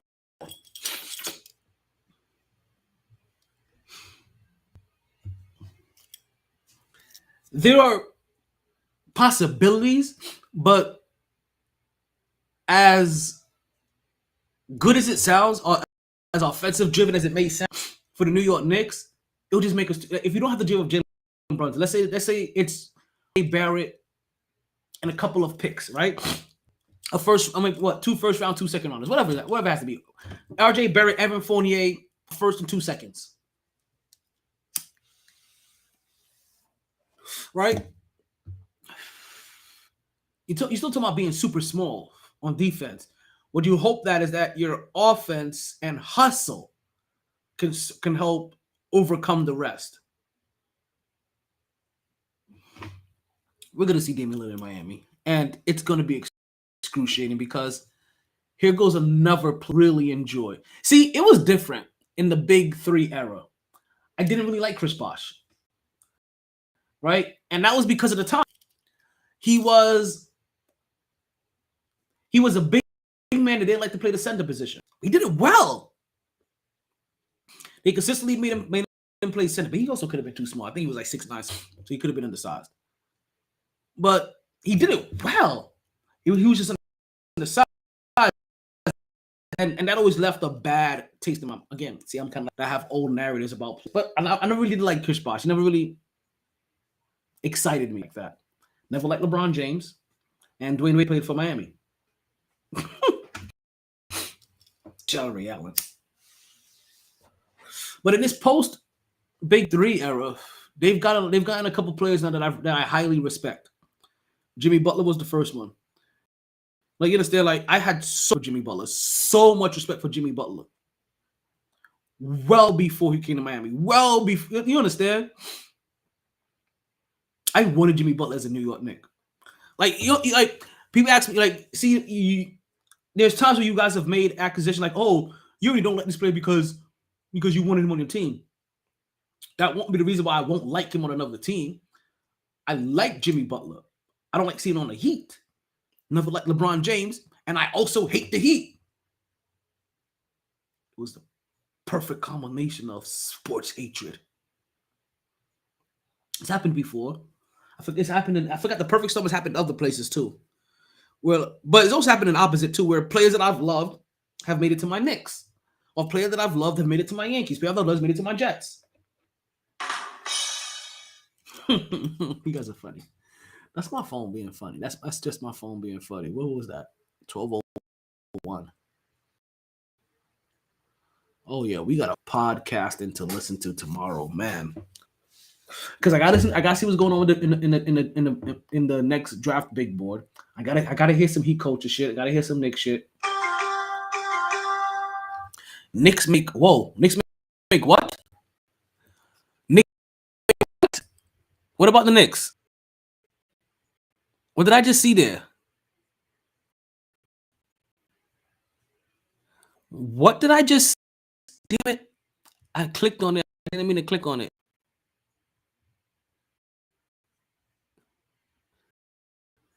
NBA Summer League news schedule. What about my damn Knicks?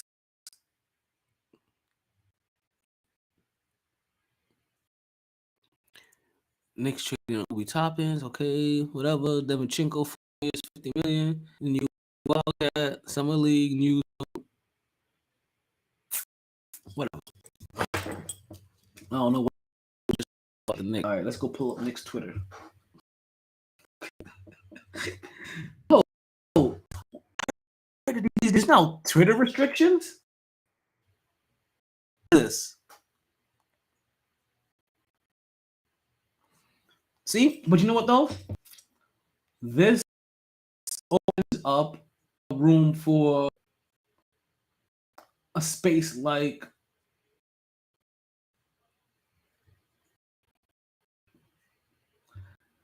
a space for something like Twitter to talk about, to open up. Remembering that time I did something dirty. Okay, nope. Okay, I'm trying to make sure that there's no up that I just don't know.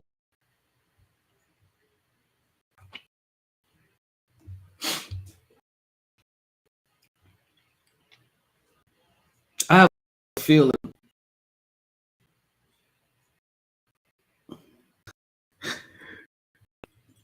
Yeah, I have a feeling that that's just some news to drop league information out. Let's see. We got some shoot. Summer League. Charlie Brown from Delaware G League. Delaware League. Sioux Falls. I'm trying to see if there's any names I know. I know they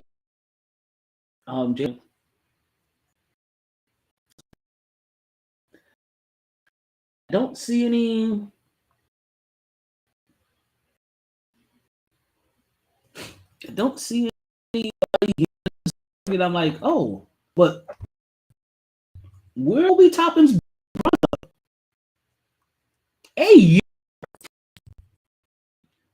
Hey, yo. I know they signed Obi Toppin's brother as a. Where's Obi Toppin's brother at? Why can't he? Funny. That ain't here either. That is because he's supposed to be here. But I know Obi Toppin's brother, so that's probably the only probably even looking for. But let's see some positions that I won't mind paying attention. We have a center, Scott and Tev. I may take and pay attention to him. He's a 215-pound center. He's been there for a couple of years now from the Westchester G League. That's the Westchester. Let's see here. We got a couple of decent forwards out here. Nope, decent size. Center / forward 6'11", 220. He's from Switzerland. All right. Though,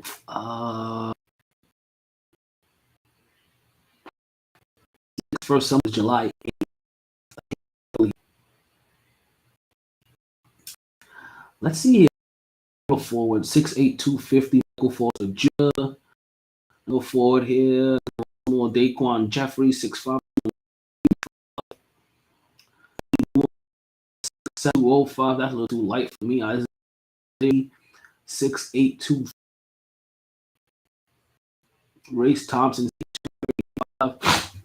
Damn, these people were born when I was graduating. Yeah, that's about right. That's about right. We'll get into that point. Yeah, maybe they old. They're still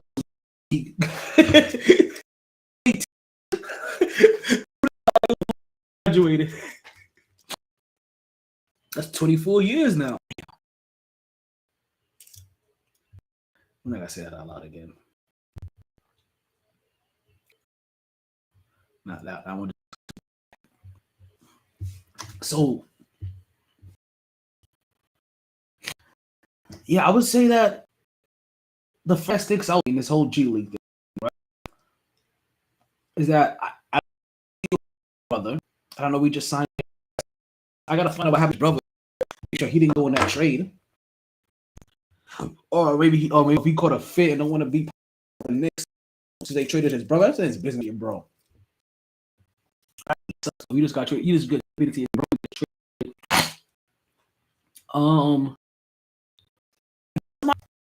I guess I will be paying attention as well to see if we can find any pure shooters out here. So I guess I'll take down guard. All right, Marcus Garrett, 6'5" guard. Jalen Garrett's a 6'5" guard. 2. Let's see, Garrett was 2'0", was 199. A couple other guards. 4'2", Martin 6. Let's see, Jalen 6'1", 196. I'm not looking at. We're going to be paying attention to QJ. He's a 6 foot 180. We don't need any on a court like that. So they actually also has a birthday around my birthday too. Maybe that. Maybe he pay attention to the most. Number 5. He can play guard and forward at 220. So he helps the shooting. He helps bring some more depth. Maybe they can switch off. I heard RJ's at 8 now. Right, he's grown over the summer. His new official. Some of these guys actually signed to the New Yorks. Daquan Jeffrey, and so is Trevor Keels. He's actually. Oh wait, and so is Isaiah Root. 6'5", 225. Jeffries, guard Trevor Keels, 6'4", 226. And forward 6'8", 2. Isaiah Roby. I'm really surprised that Obi Toppin's brother is not here.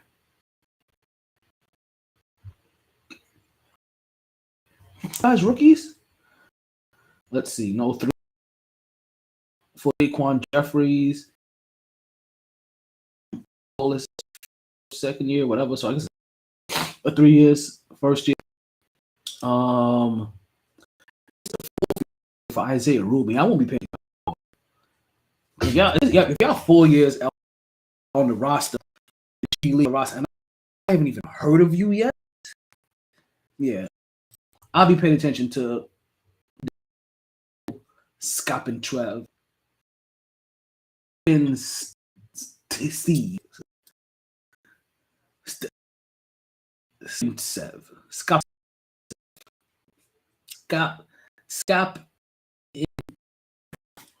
Intercept. However you say that. Did I leave Instagram?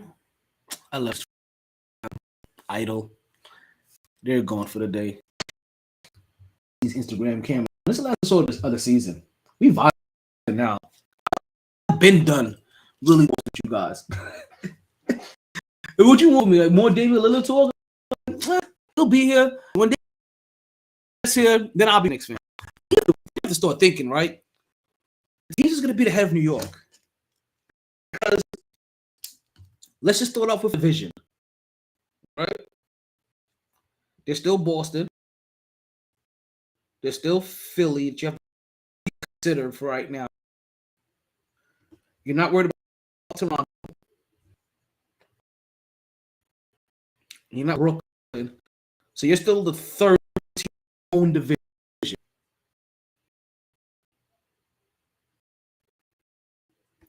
Then the Midwest, Cleveland. I think they may be the only one you don't know. I don't know about. I don't know if I Detroit yet. Who's the division? Then Indy, Detroit. I want to say they take a turn. That's what I want to say, but I'm probably wrong. But who is it? Who is in that division? I don't know about them. And then you come to the South and you tell me maybe Atlanta.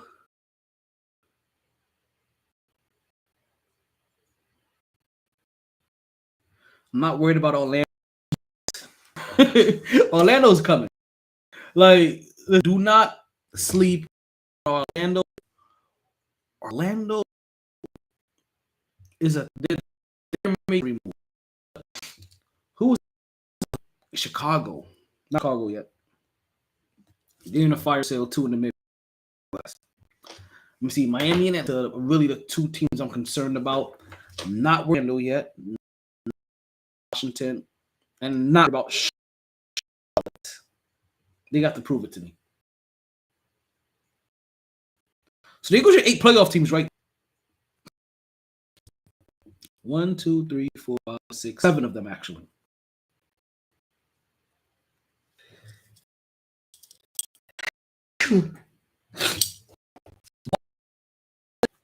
No. Milwaukee, no. If Miami gets no as well. So we're looking at better in Atlanta to get that 5th seed again. Philly struggles the season so well, or maybe Atlanta struggles. What am I saying? 4th seed. Boston, and then the rest of them are 5, 6, and who is New York, Cleveland,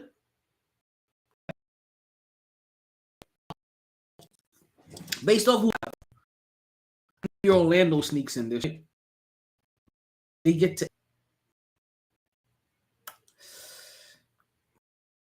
no Brooklyn, no Indy. Maybe Indy sneaks in.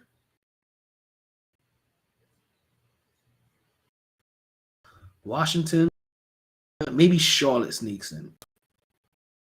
So which is my way too early. Right? This is super way too early. But I am Boston, Philly, New York, Milwaukee, Atlanta, Indy, Orlando, and Charlotte. 1, 2, 3, 4, 5, 8, 9, 10. Those are your 10 teams make it to the postseason in the East. If you're a Knicks fan, you have to really turn out being better than surpass. If you're a Heat fan, those are the guys stopping you from being one. These are the guys stopping you from being number 4. That's the difference.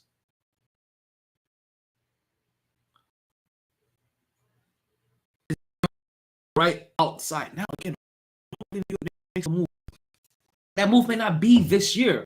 This year may just be another lesson. Another year of continuity. Another year of cohesiveness. Another year of this very well be, but also finding joy in being a consistent playoff team, because you weren't that. We were for 15 years.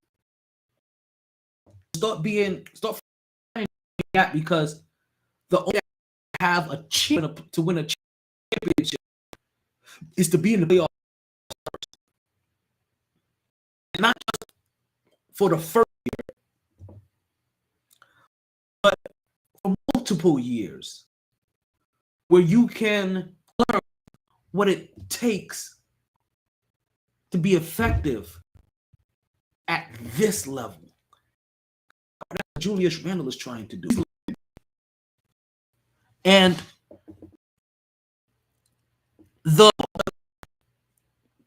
I'm going to hold criticism on Julius Randle until as it is lessened by the playoffs. Right? Lesson from the playoffs. Even if that's I'm going to be watching him. Have you learned your lessons from the playoffs? Have you learned on what teams are going to do to try to make you? Can you find to be effective when teams are trying to make you ineffective? Choose a great player that your number 1 option, number 3 option, whether challenged or not, you still make that part of that. That's part of that tree. No, that's magic.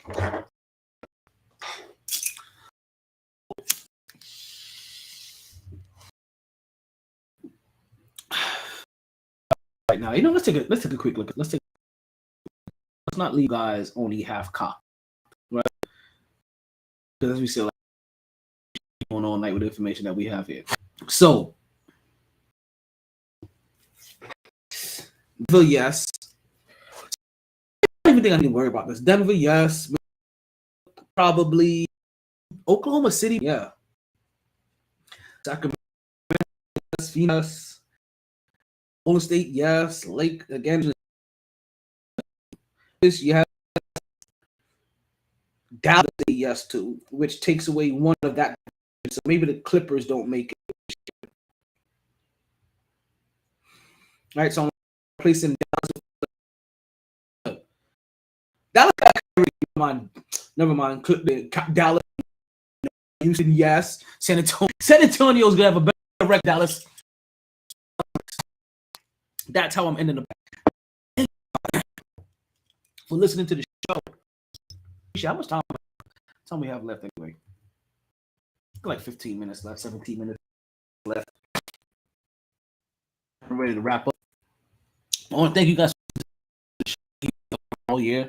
However you listen to the podcast, whether re-air of the show, so you tune in or Spotify, right? Google Podcasts, Amazon Music, wherever you've been listening to, wherever you watched me live on YouTube, Twitch, Facebook, Twitter, or you've come to see live at Sharpies, right? I appreciate how every shape or form you guys this year, highly appreciate myself.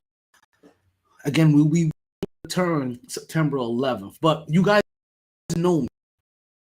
I'm a basketball fiend. Out of all the sport I am, I'm a basketball fiend.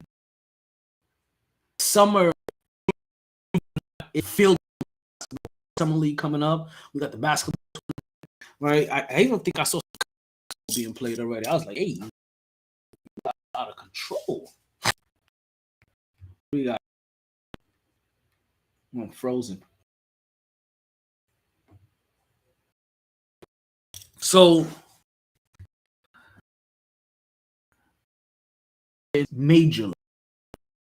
We'll talk about it for a little bit, right? I'm not gonna look at the end of the season, but maybe I do take a full summer.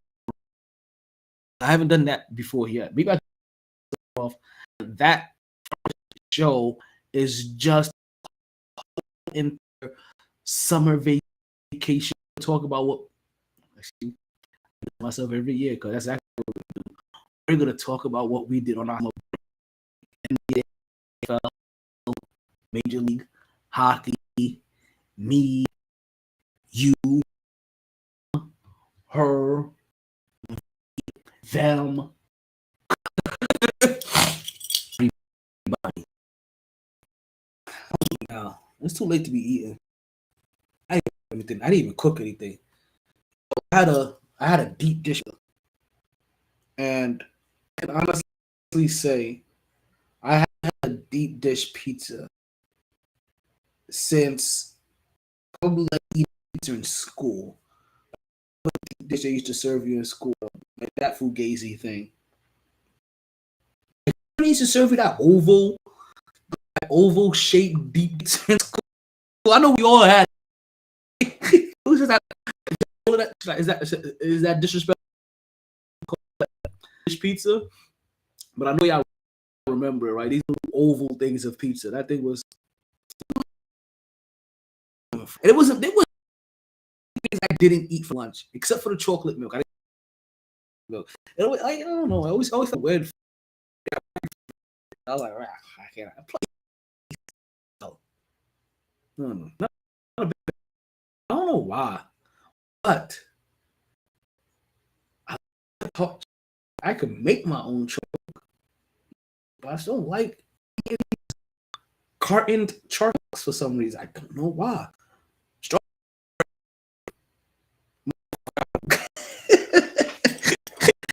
Not a bad strawberry milk yet. Go to close out the show. I'm trying to think, what obscure sport thing I've been holding on to, and be like, "Ooh, I'm gonna tell." Like, "Ooh, we're gonna get to this eventually."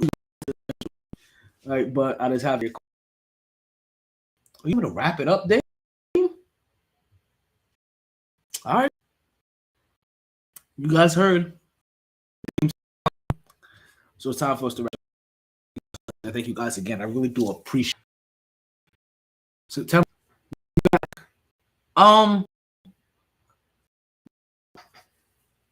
Over the new. We do fantasy football. We'll do over the summer. We may happen in September. So this may do September 4th, maybe a pre-show to what's coming up the next. But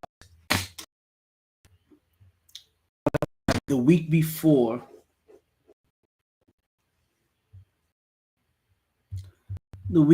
September 4th, we'll probably end up doing a football draft.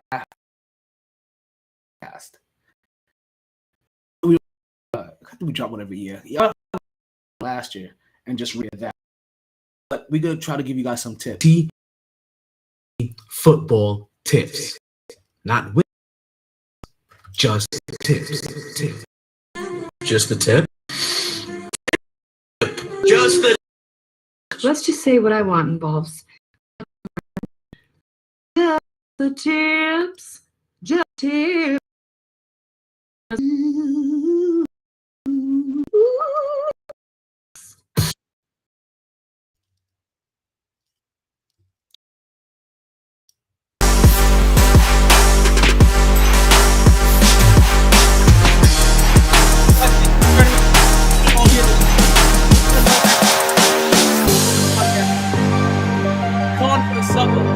Come on, baby. I'm turning 7.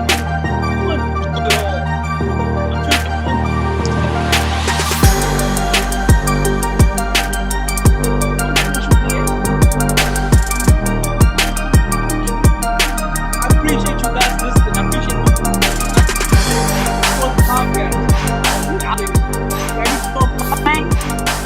I may give you a podcast. Yo, that shit's copyrighted.